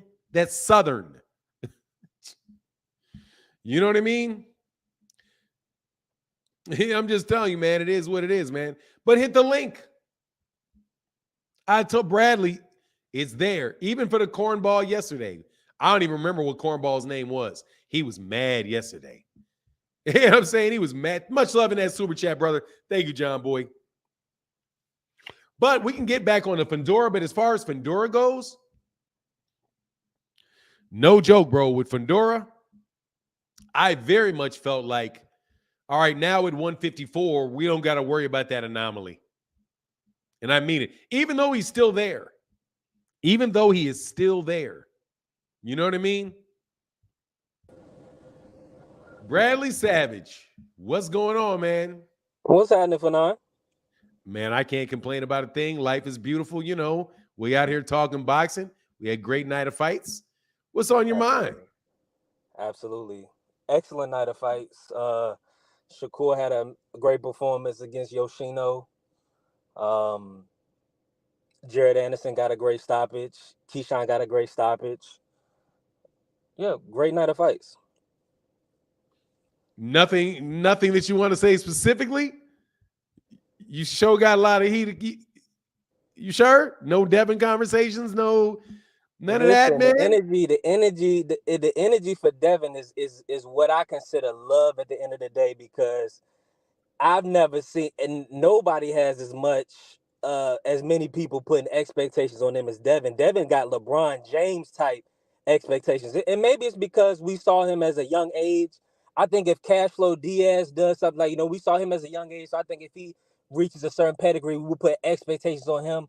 So I think because we've seen Devin for so long, maybe that's why he's has these such high expectations. But he went back to back, so he won undisputed, he defended undisputed, and everybody knows he's not supposed to be at 135. He's going to go ahead and fight Loma and take care of Loma. So at the end of the day, you know, Devin Haney, he shouldn't even be a topic of discussion. Shakur, with all due respect, they should be positioning Shakur and making the Shakur Pitbull fight, or making Shakur fight to actually be mandatory. Yoshino, with all due respect, that wasn't a mandatory fight. Now, if it was for an interim title, then I would say, okay, damn, they moving on him. But that was just a positioning fight. That was just a stay busy fight for Shakur and to get him acclimated to 135. But Yoshino's not Yoshino's was is no, with no disrespect to Yoshino, but he's irrelevant at 135. So that win, like you're saying, that win doesn't put Shakur in like a mandatory position, or anything. And if he's calling Devin out, that's business. That's just he just call Devin. Like you already said, after the last fight, he has to call Devin out. Devin has the belts. If Tank had all the belts, Shakur would have to call Tank out. When Shakur was calling Tank out, Shakur, he fell back because Tank was like, all right, bro, we're not about to fight right now, so keep my name out your mouth. And Shakur chilled out. But because Devin got all the belts, Shakur has no choice but to press on Devin, which is cool. If they're going to make a fight, they're going to make a fight. But to say he has to fight Shakur next, that's a reach, I think. I think the people are reaching just a little bit to say he has to fight him. You see what I'm saying? He don't I have hear to the do words anything. coming out your mouth. Okay, fair enough. I'm I just saying he hear don't what have you're to do saying. anything though. Huh? I said the people putting some high expectations on him. He don't have to fight Shakur. He can choose to fight Shakur. And like, why do people always assume Devin Haney's gonna duck? Like, everybody always assume, oh, Devin, he's not gonna take that fight. What fight has he not taken? I'm just waiting for you. I mean, I have a litany I got a litany of things to say. I'm not about to ask that last question. Oh, okay, because You I know mean, just what be I'm real. saying? Like, Yeah, you can be let real me about let it. me You know, say, you haven't known him to duck a fight. hold on, Then man. Let me tell you what I'm gonna do and what I'm not gonna do. okay, I'm not going to skip past what you said about no LeBron James expectations and then just start talking at where you want me to go. I'm not going to do you gonna that. get So you gonna run let's me all the way back? let's run it all the way back.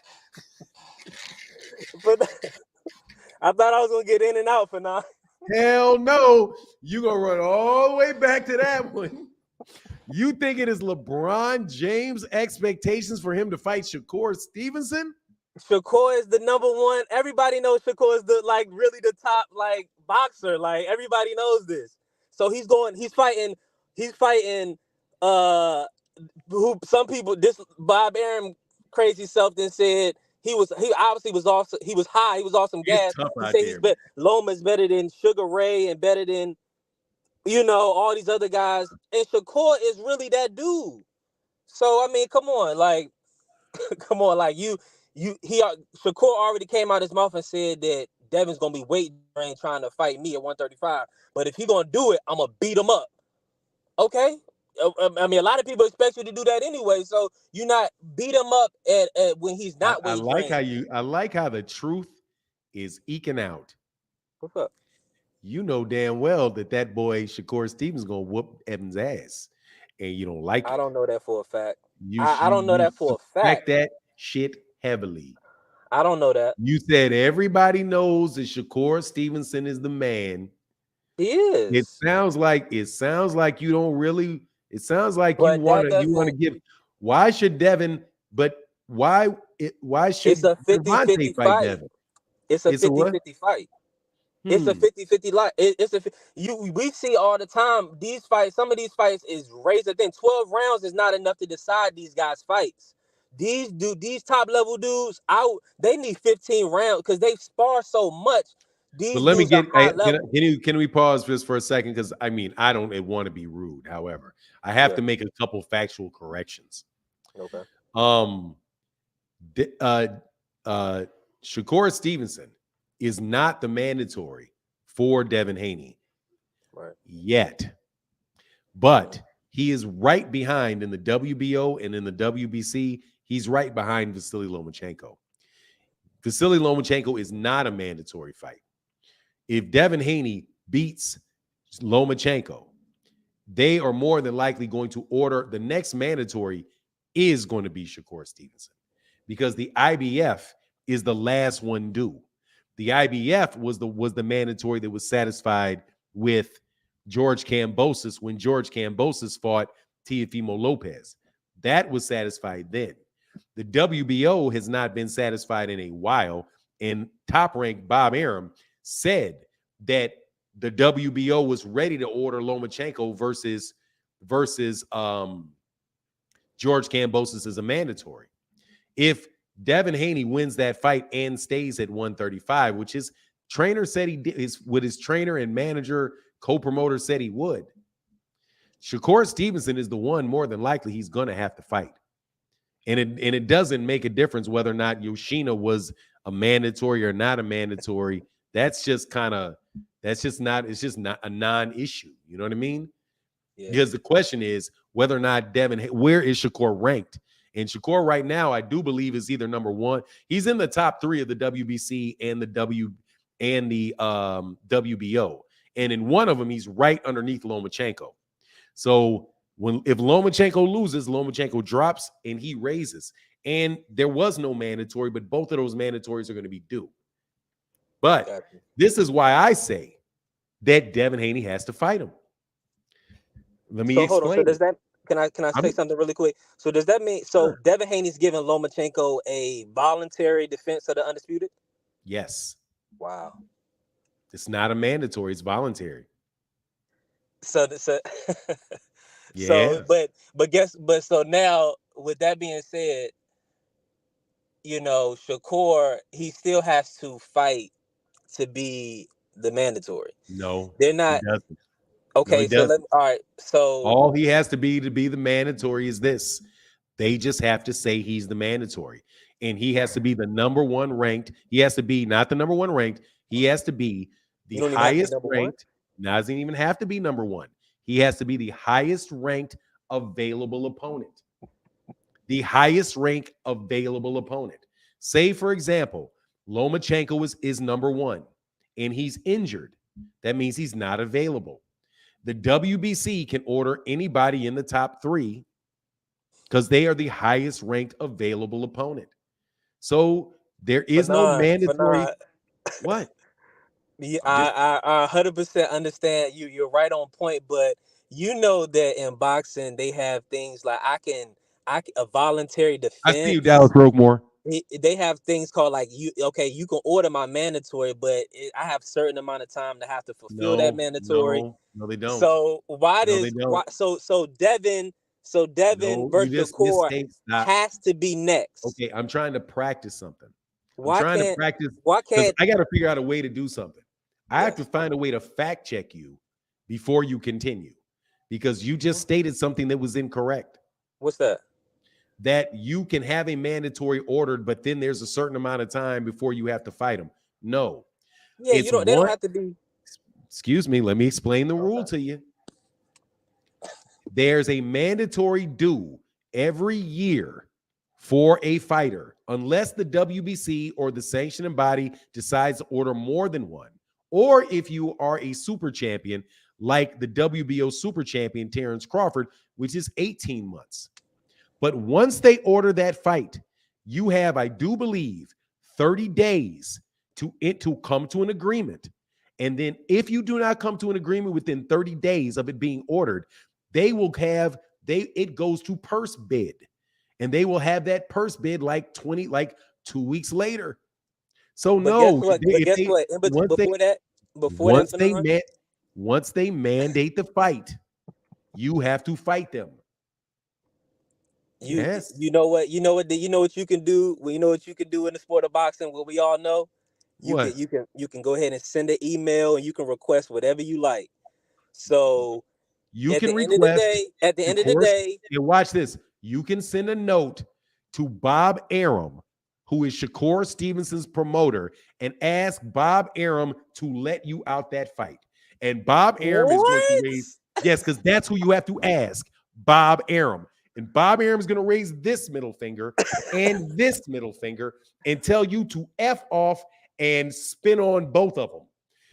Not going to happen. If Bob Arum wants that fight as a mandatory, he's going to get that fight as a mandatory, and there will be and if they don't agree to the purse, it's going to be a purse bid. However, let's go, because I got to let you go in a second. I've enjoyed this conversation. I'm getting a little better.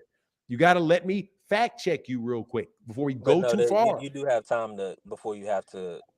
Yeah, you do.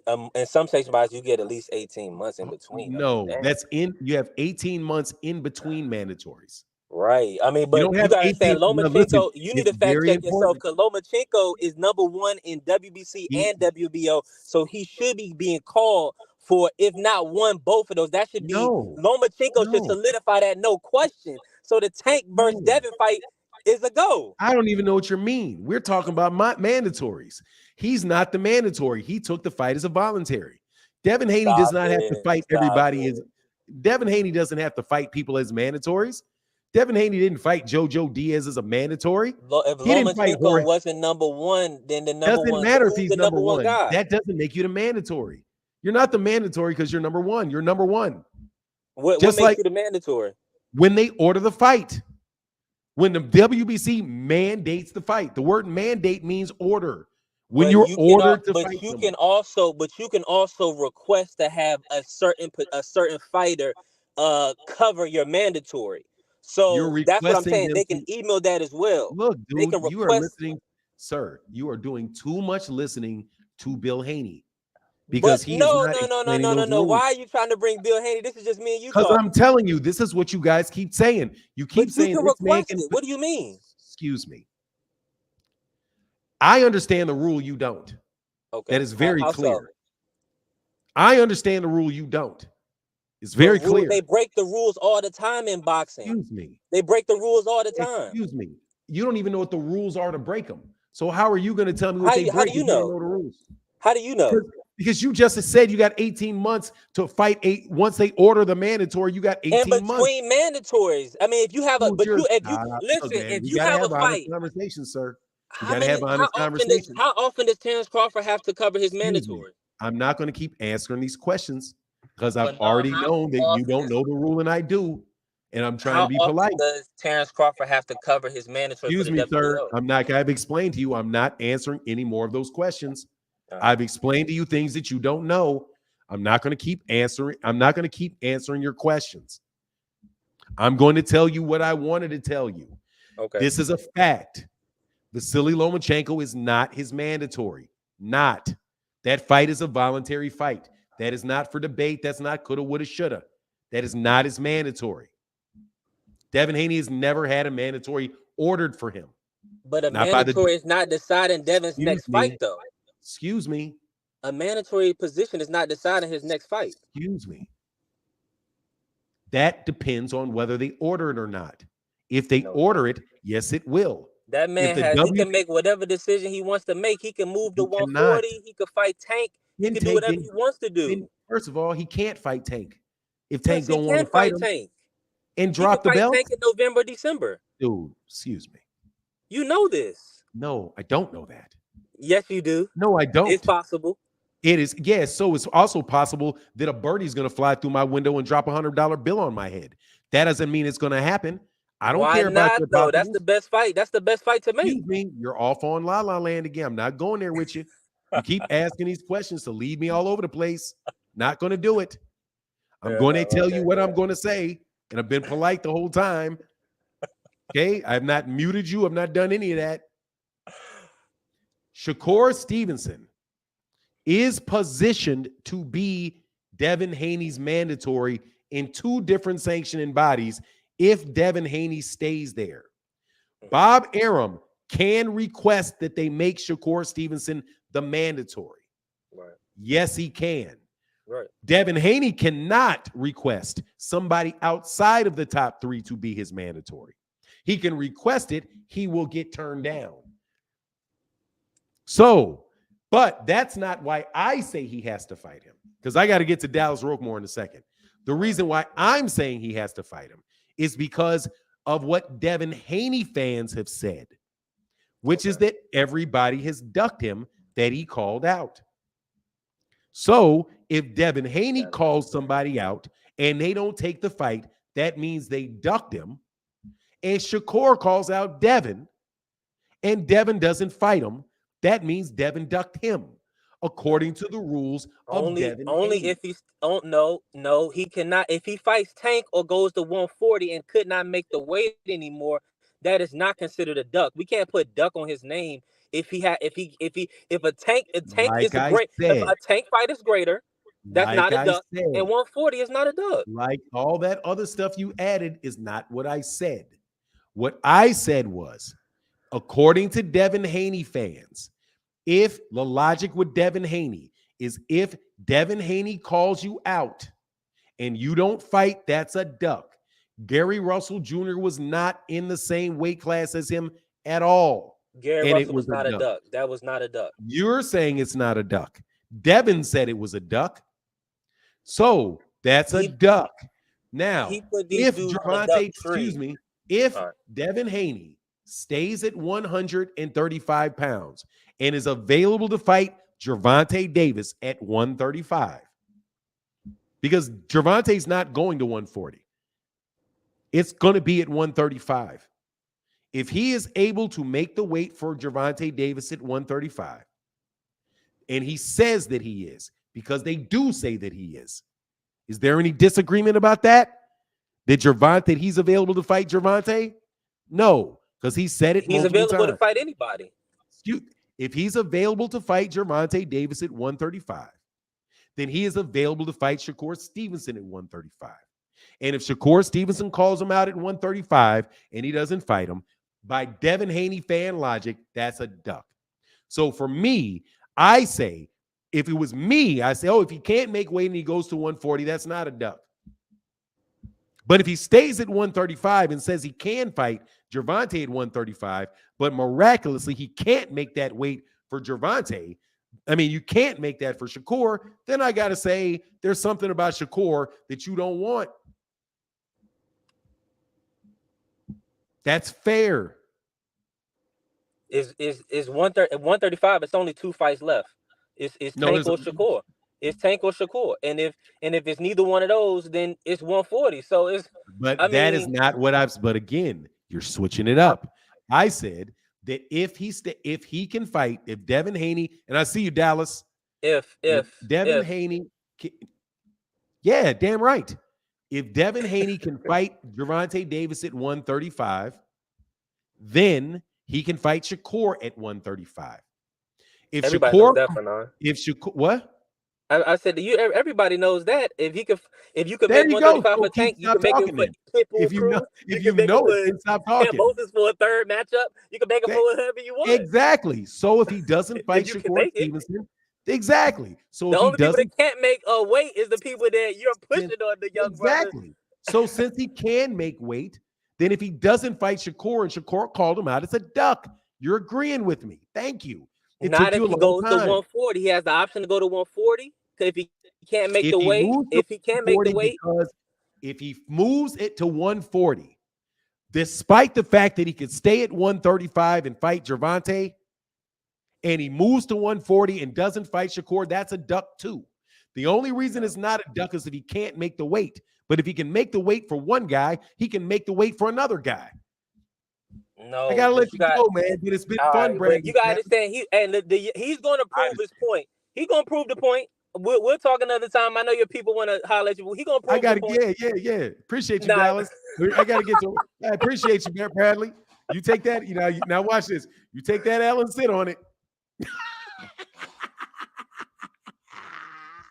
Take that L and sit on it, son, because you had to agree with me. What's going on, sir? Sorry you had to wait so long, Mr. Oh, it's all good, man.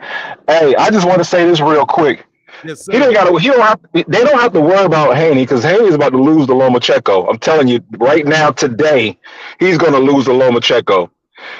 Because when I go back and watch Devin Haney's fights, and I go back and watch Lomachenko's fight, I just don't see him beating Lomachenko. To be honest with you, it's going to be close, but I think Haney it looks good. His fighting style looks nice, but I don't know. Lomachenko just looks sharper to me. I'm just like I think people sleeping on him. I think they're really sleeping on Loma and forgetting about how good he is. Yeah, but that's the first thing. Devin can fight though. Now, Devin can definitely fight. So most definitely. Yeah, it'll be a good fight, man. Yeah, I think a lot of people are. He does have to get back, but just kind of like Tank's got to get past Ryan. Now I wasn't gonna say that Shakur needs to get past Yoshina because I was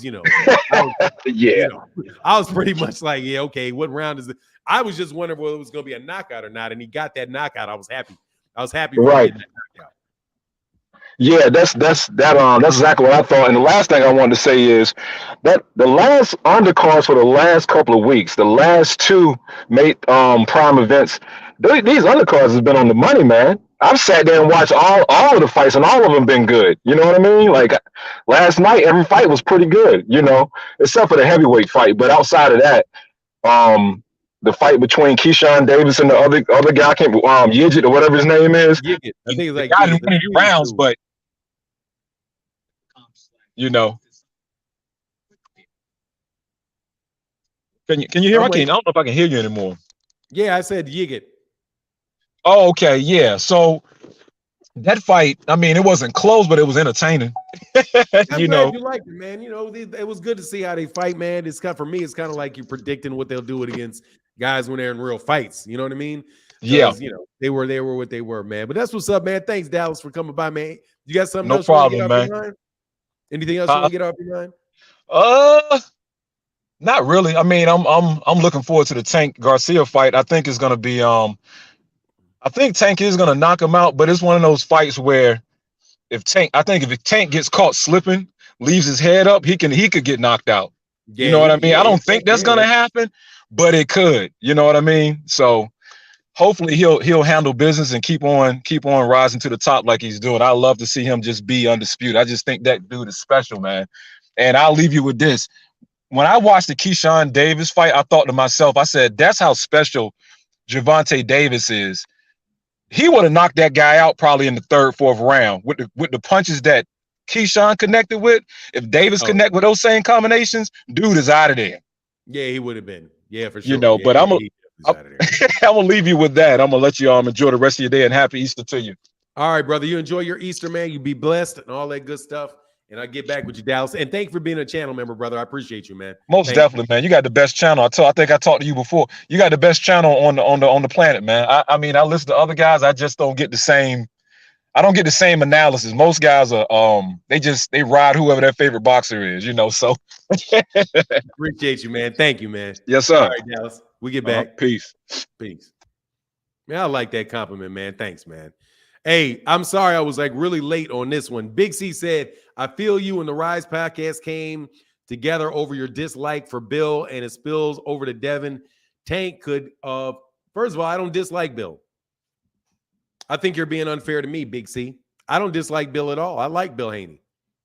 I just have my own space.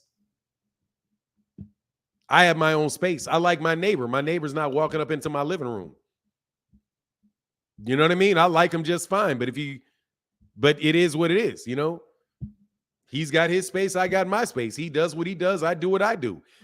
I'm not a single fan, bro. I mean, my job is not to promote Devin Haney. I don't have that responsibility. He has that responsibility to promote him. I don't have a dislike for Bill Haney at all. I don't have a dislike. I met him. I know him, but I don't have a dislike for him. I understand what he's trying to accomplish.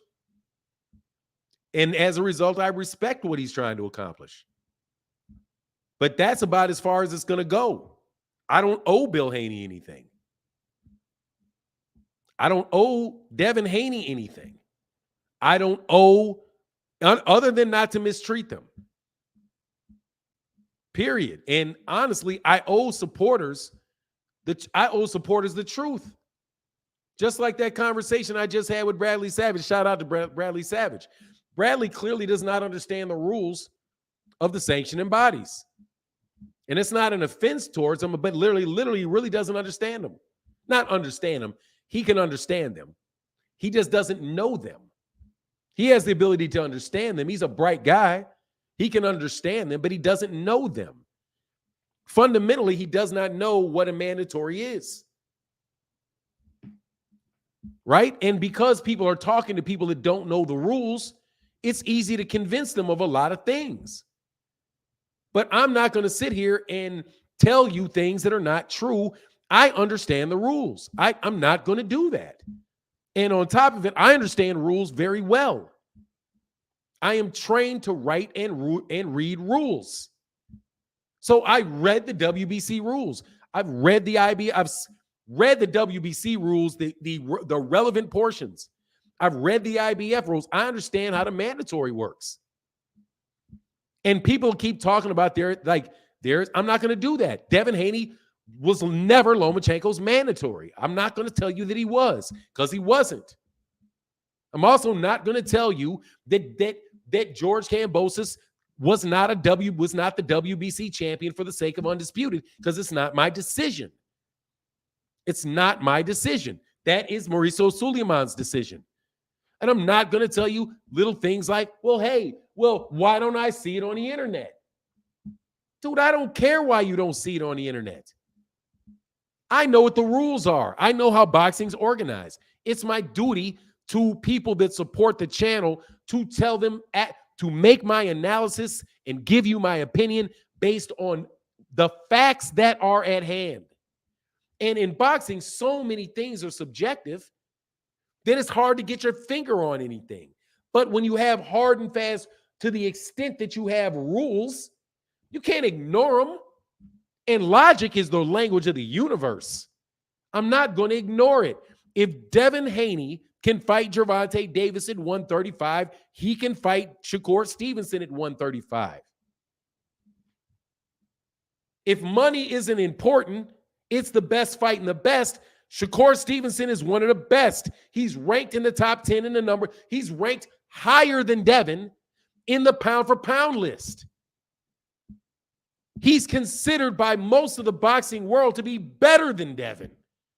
And they're in the same weight class. That's the truth.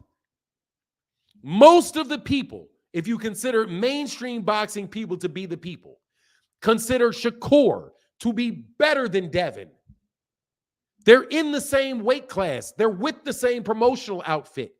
If Devin can try to fight Gervonta, then he can fight Shakur. And it's not difficult to make the fight, because guess what? Shakur said he wants Shakur said he wants Devin. He didn't say, I want Tank. He said, I want Devin. And I'll make easy work of Devin. Doesn't sound scared. He just said it because he's supposed to say it. No, he said it because he meant it. He said it because he meant it. So fight him. What's the problem? If you think Devin Haney is the best fighter in the world, why won't you want to see him fight Shakur? The same questions you guys asked me. Why? If you think Gervonta is so good, why don't you want to see him fight Devin? I do want to see him fight Devin. And I want to see him fight Shakur too. I want to see him fight Errol Spence. I want to see him fight Terrence Crawford. There's a lot of fights that I want to see. There's no difference between the two to me. So if Shakur calls him out and there's fights and that fight can be made because Bob Arum said if Devin stays there, which he thinks is unrealistic for him to stay there, not that the fight is unrealistic. He said that it's unrealistic that Devin stays there because he thinks Devin is having a hard time making weight. But if Bill Haney says, and Devin Haney says, no, I'm going to stay there, well, guess what? They just made it realistic. Devin says it's realistic. So, no, I didn't bond with the Rise podcast over a dislike for Bill Haney. I don't have a dislike for Bill Haney. Don't have one. You know what I like Rise podcast for? Because I can say something about Gervonta that they don't like, and they don't get mad. Do you know how many videos that I've done about Gervonta Davis and Gervonta Davis getting arrested and the court case around Gervonta Davis? I have never heard a peep out of the Rise podcast for me talking about that subject. Ever. I've never got a phone call from them on my phone trying to get me to not talk about it or trying to get me to talk about something. None of that. Rise Podcast knows boxing. And Calvin Ford is one of the best trainers that there is in all of boxing, along with Coach Kenny. So why wouldn't I go listen to a channel like that? That know boxing better than me, that are training world champions, that are training national champions. Right? Cal Kula said that number one position becoming mandatory is next. Who was the number one position and just won last night? Who did Bob just say the plan is for them to fight next? Shakur. Which means there's money there. Devin should fight Tank. If he cannot fight Tank, then he should fight Shakur. Shakur has been running his mouth a lot. He should just fight Shakur. Because I'm going to tell you right now, there's not enough money for him to fight Devin, for him to fight Gervonta. And I'm going to tell you, and I mean that. It's not, business-wise, it's not smart for him to fight Gervonta. It's smart for him to fight Devin. Him to fight Shakur. Much smarter decision. T. Wells said, just paid for a super chat that didn't pop up. YouTube, what the F? Hey, much love in that super chat to my guy T. Wells. T. Wells in that super chat. Don't worry, brother. If you put it up there, I'm reading it. Good morning, everybody. Yes, sir.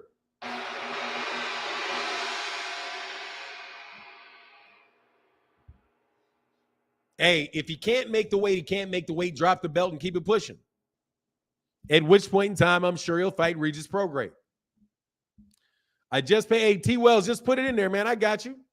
T. Wells, I got you, brother. I got you. Ray Davis said, fans confuse title eliminator with mandatory. It's not the same thing, nor being ranked one. These aren't considered mandatories. You are the mandatory when they mandate a fight. You are somebody's fiance when they ask you to marry you, not before. That's easy. You are somebody's wife when you get married, not beforehand.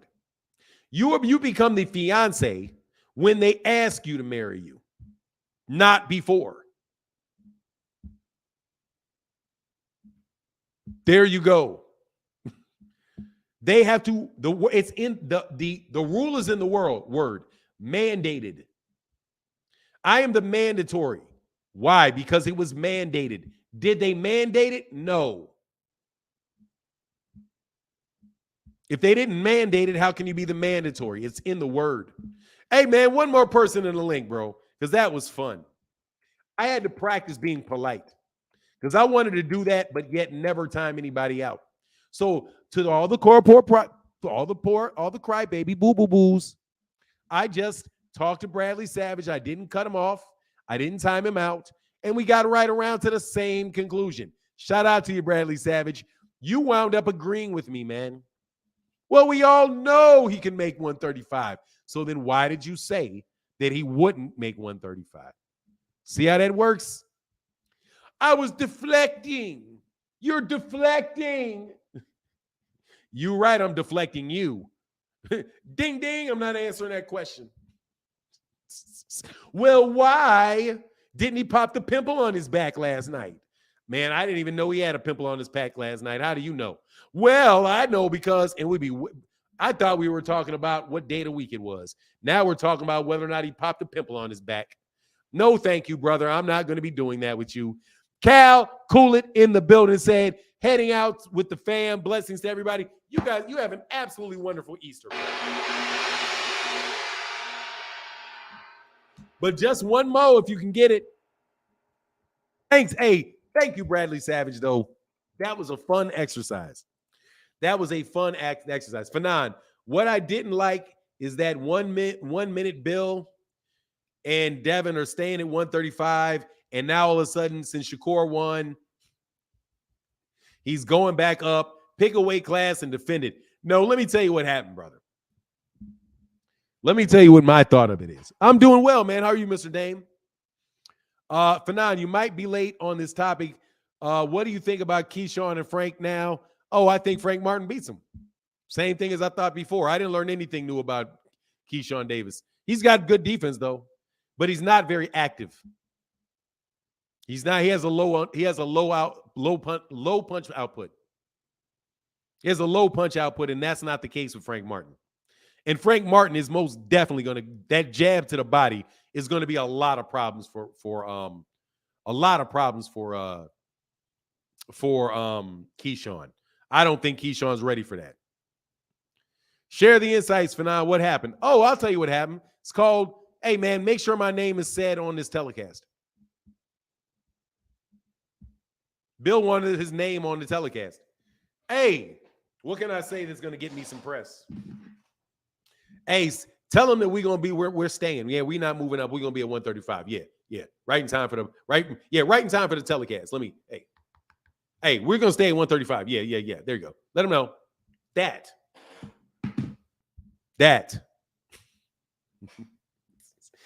what happened. Let's leak. It's called a press leak. Let me leak it so we can make the headlines. That's what I think happened. Also, I do believe he's staying at 135. I don't think he's dropping those belts. I don't think he is unless they order the fight. He'll drop the belts. The only time you're going to see that fight, that Devin Haney drop those belts, is if the Shakur Stevenson fight is ordered. Then he may drop them. But if they don't order it, he's not going.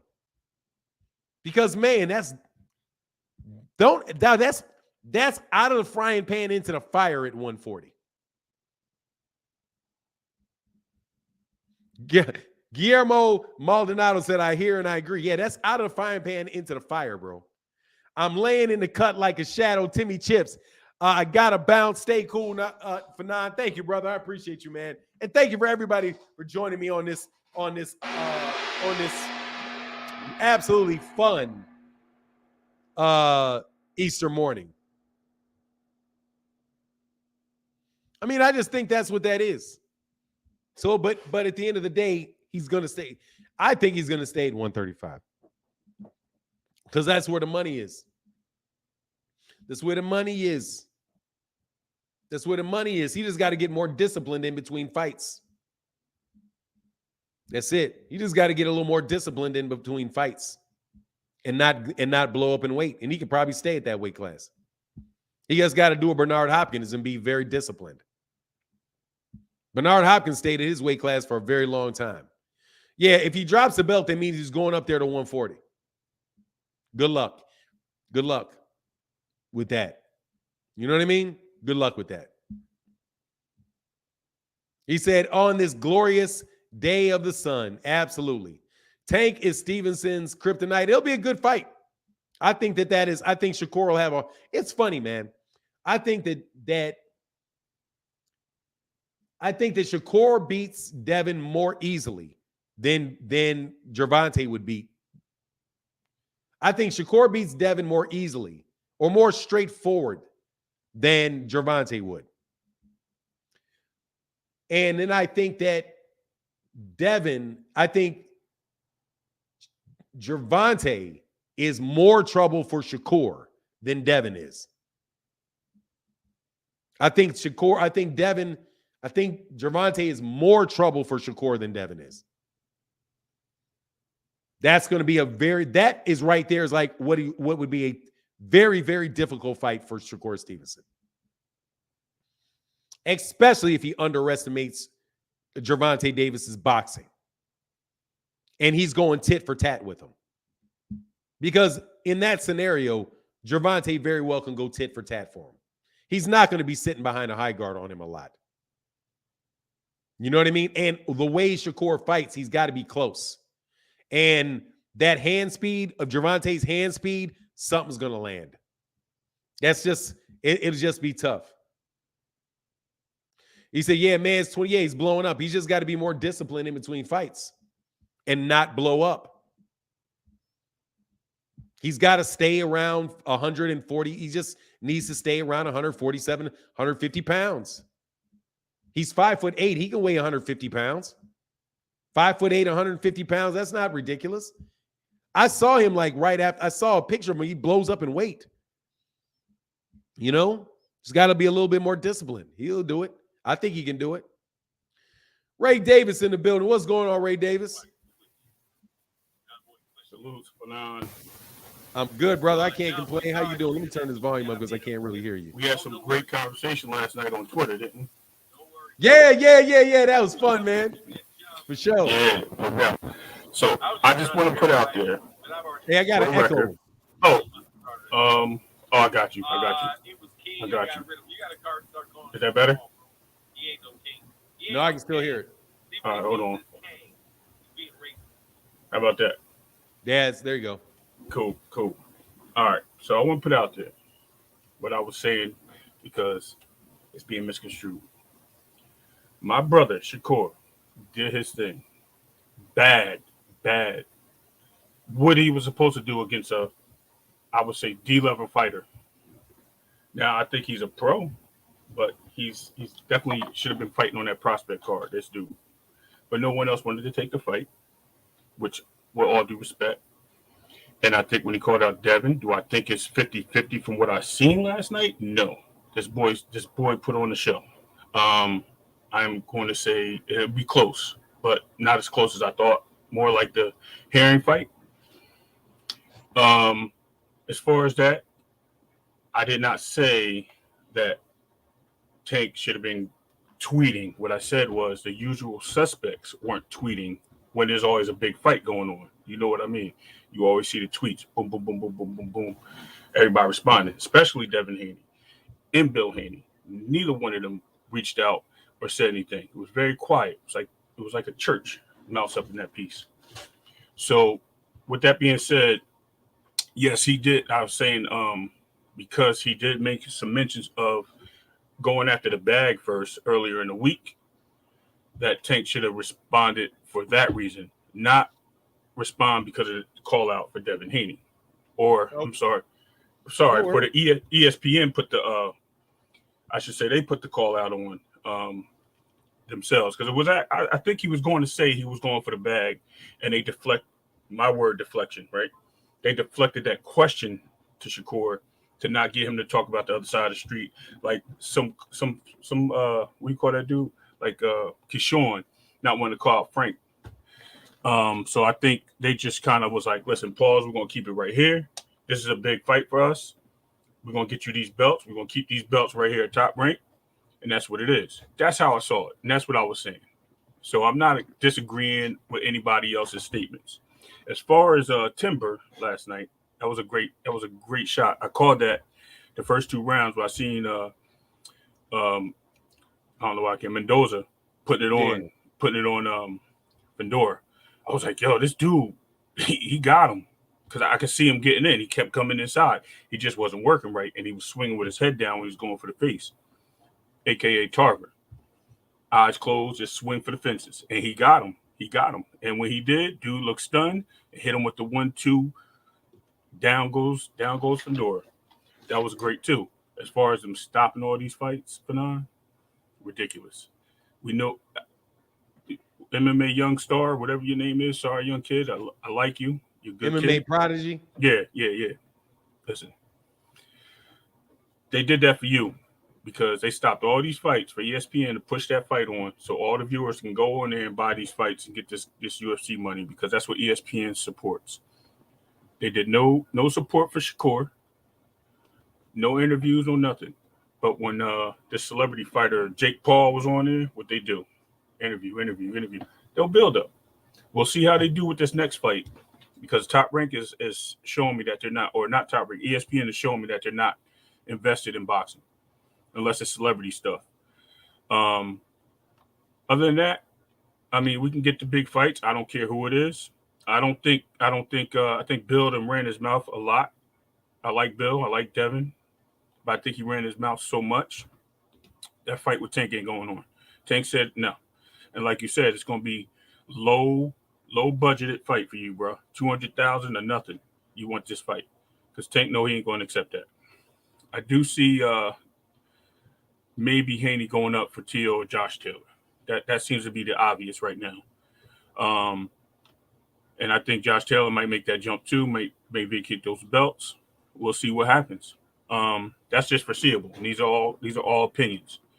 But on the truth, I just want to say salute to my boy John. You know, he the boy. Slick Skip. Salute Barbara D, Miss Barbara D. She's a Davis. Yeah, the Davises. Yeah.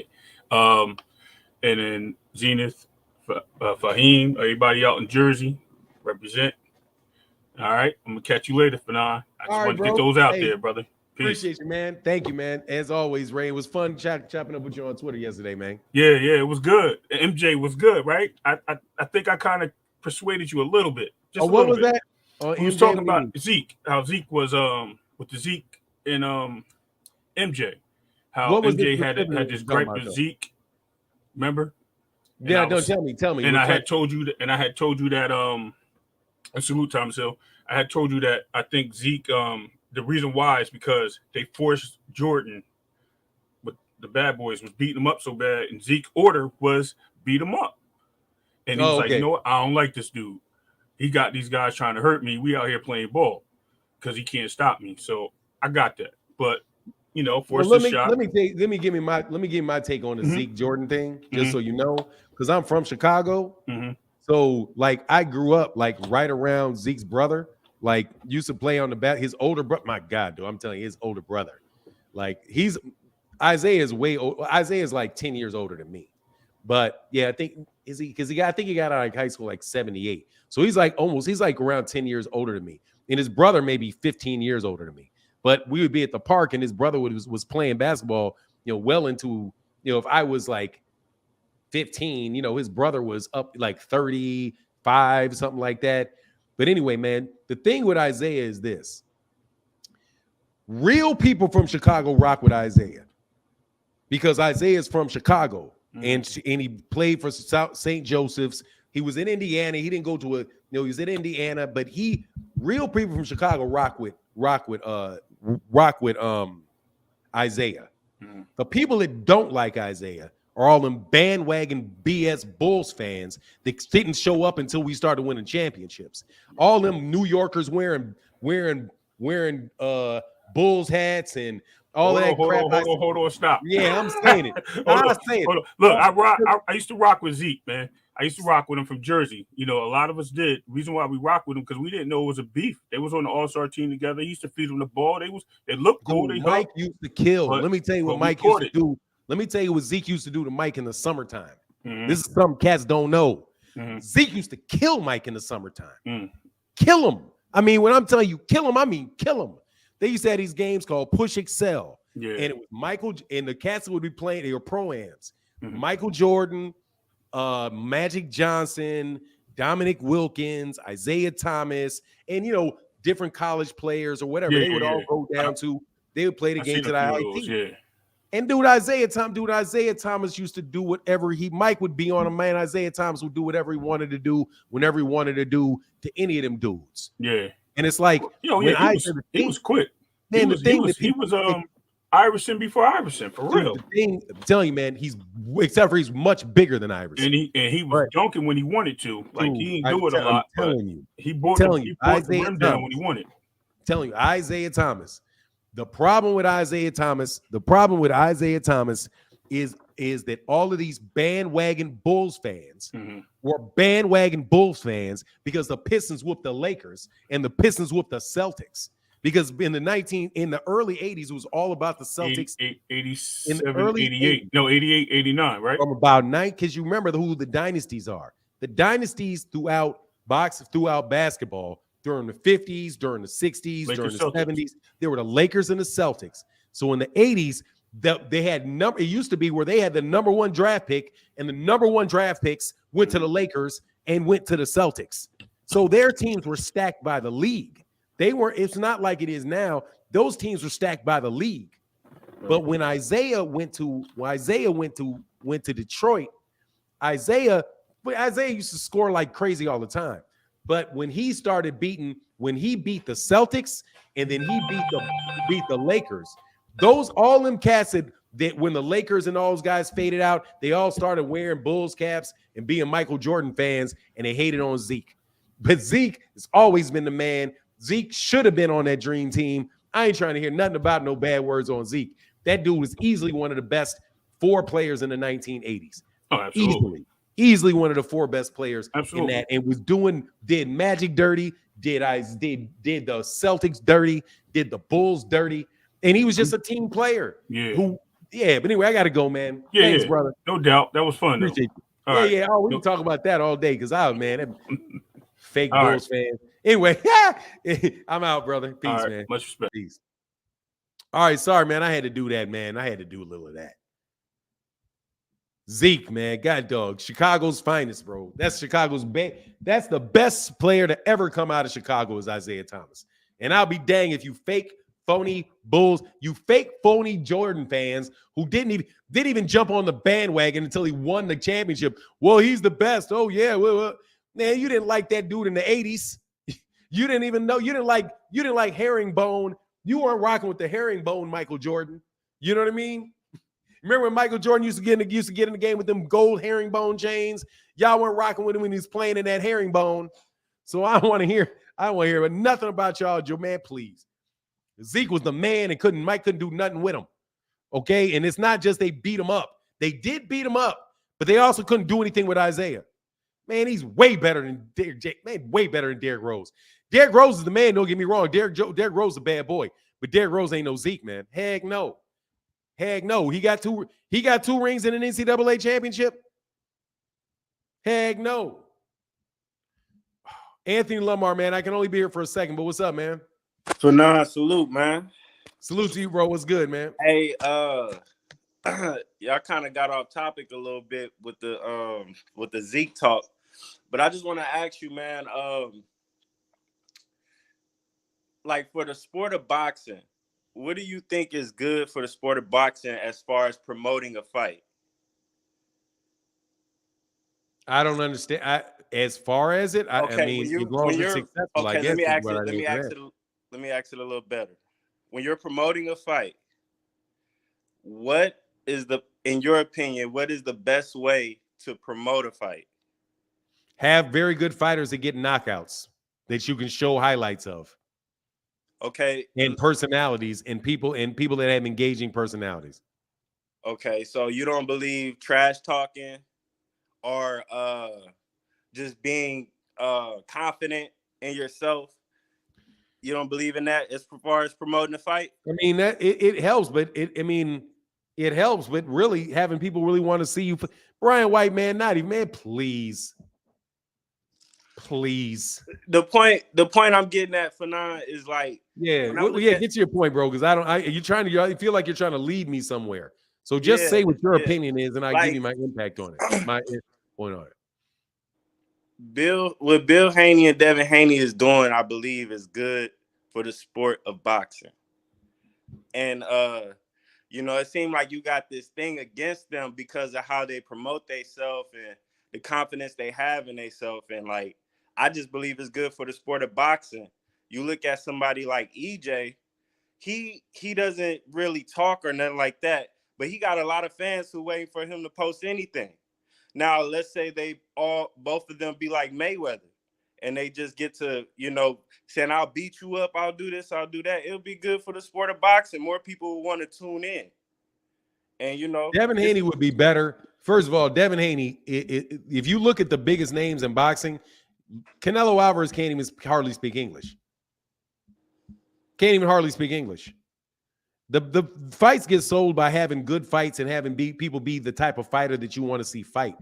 You can talk all day, but if somebody doesn't want to see you fight, they're not going to watch you fight.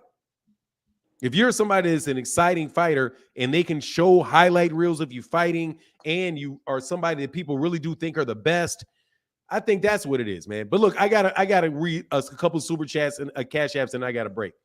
And I got to tell you that because, look, man, I don't like when people say I have something against them. You're making it personal with me.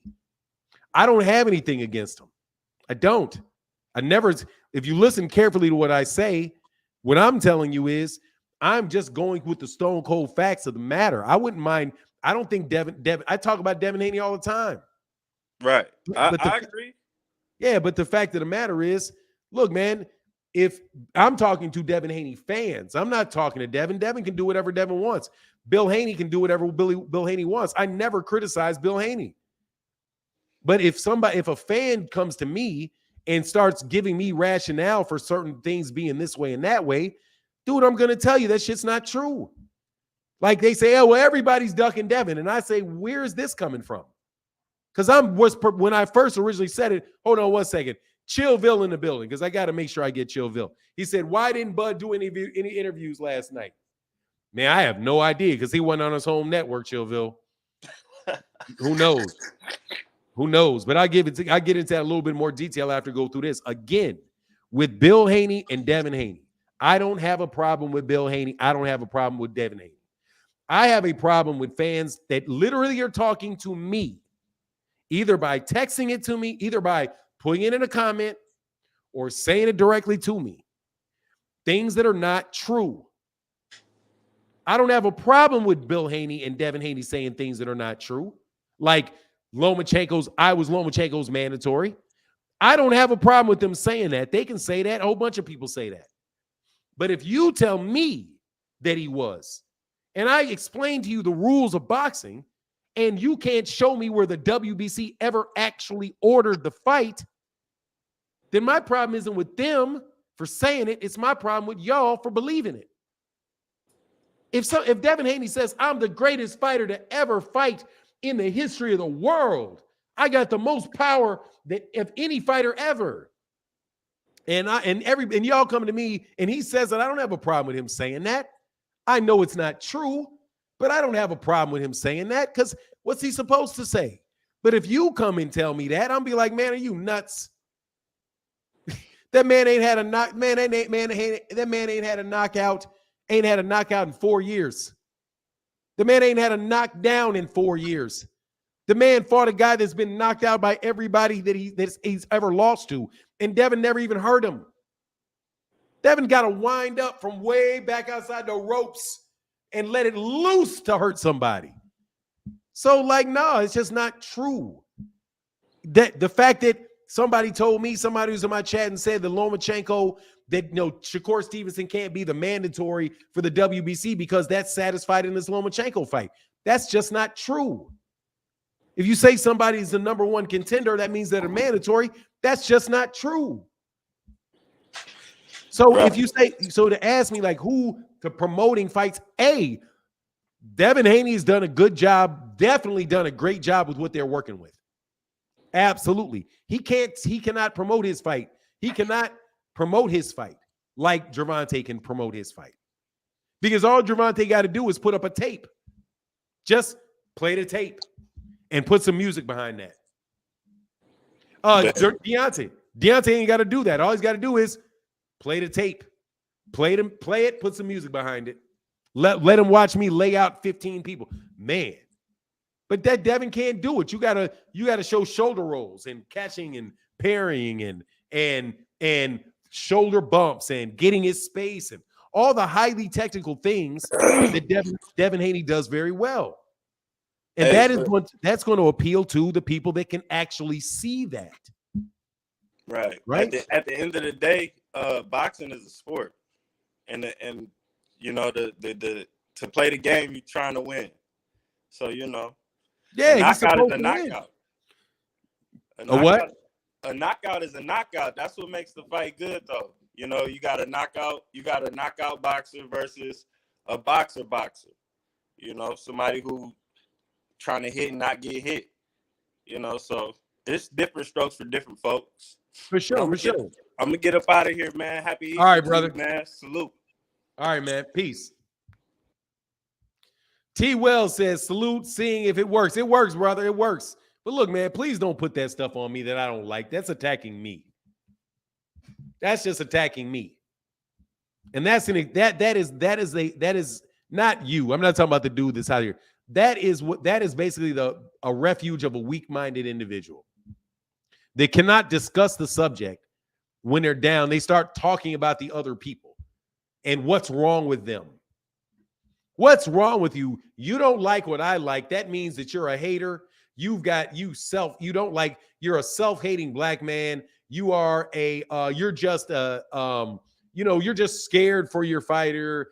Anything that is pointing at the other person and not the subject is an attempt to deflect from the conversation. And Zeke was the man in the D. Bad Boys for Life is a Chi-Town legend. My son is named Isaiah. Isaiah donate much money in Detroit to help kids. I always said Jordan should thank Zeke and I'm not sure what that is. Look, man, I don't really as far as Michael Jordan, I will tell you the truth about Michael Jordan. Michael Jordan is a great player. Like crazy great player. Crazy great player. I've never seen anybody better than him. I'm going to tell you about Isaiah Thomas, dude. That dude is giving them every single solitary thing that they can handle and then some. He is the best point guard that I have ever seen. When people start bringing up guys like, what's that guy's name, Paul? I just am like, are you nuts? Like, I know that Chris Paul is a very good point guard. He is not Zeke, bro. He's not. That is not Zeke. Where's his 2 rings? You know what I'm saying? Where's his NCAA championship and his 2 rings? And his leading the league in being a 20 and by the way, in a league where you are lucky to get to 100 points. Where 30, because guess what? 30 is the new 20 in the NBA. Phenomenal is Mike. Zeke is hard work. No, Zeke is phenomenal talent. No, Isaiah Thomas is a phenomenal athlete. Phenomenal athlete. Phenomenal athlete. I still think Isaiah is a better point guard than Magic Johnson. Magic Johnson is just big. You can say what you want. For me, it's Isaiah Thomas. For me, it's Isaiah Thomas. You can say Magic. You can say whatever you want. To me, it's Isaiah Thomas. To me, it's Isaiah Thomas. And I watched all their games. Magic Johnson could not do squat with Isaiah Thomas. He was the unguardable point guard.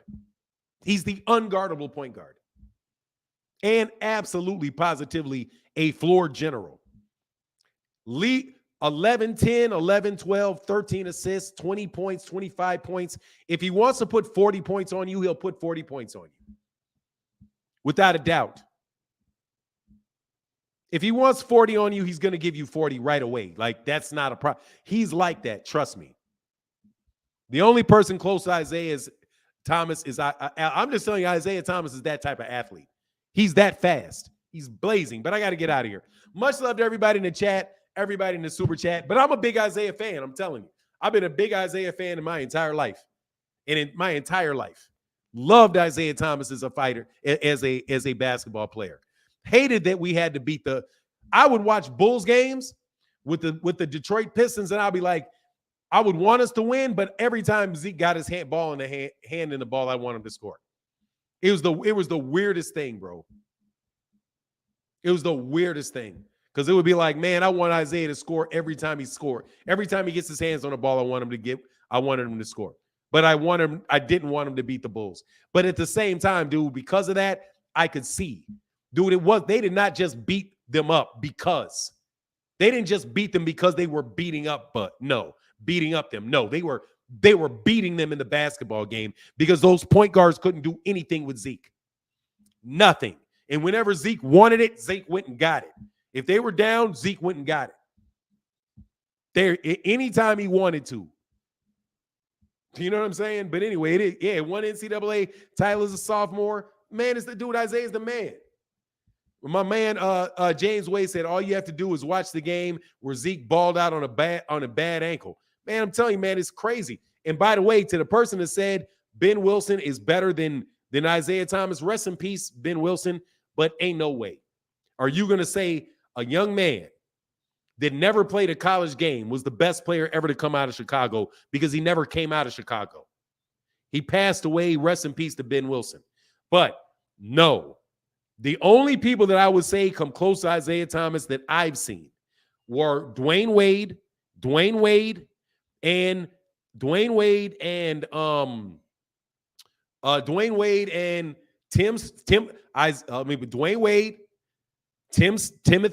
Hardaway, Derrick Rose, and I'm taking Kevin Garnett forever. I don't care if he's from South Carolina. He was in Chicago long enough for me to say we taking Kevin Garnett. But anyway, it is what it is. Yeah, man, in the regular season, it's even worse. But it is what it is, man. I work with one of Zeke's family members in Mississippi. His family is full of professional athletes. Dude, let me tell you something, man. His brother, because when I could dunk, playing with his brother, I got like 5 dunks in a game. Now, Rod Strickland is from New York. Rod Strickland's from New York. But yeah, Rod Strickland's cold, but Rod Strickland ain't no Isaiah, though. Anyway, I got like 5 or 6 dunks in a game playing with Isaiah's brother. Because I swear, dude, this man could hit you with a pass that was so perfect that you could not do anything but dunk the ball. That is like, his brother was so cold. That is the funnest I've ever had playing with somebody. And his brother may be like 5'8", something like that. But I swear, if you were halfway open, that ball was boop, boop, boop. It was exact. I was like, oh my God, I can't imagine what Isaiah must be like. To have a guy that is that accurate with his passes. It was amazing. But anyway, I hated Detroit, but Zeke was the truth. Yeah, he was. Anyway, it is what it is with that. I got to get up out of here. Deuces.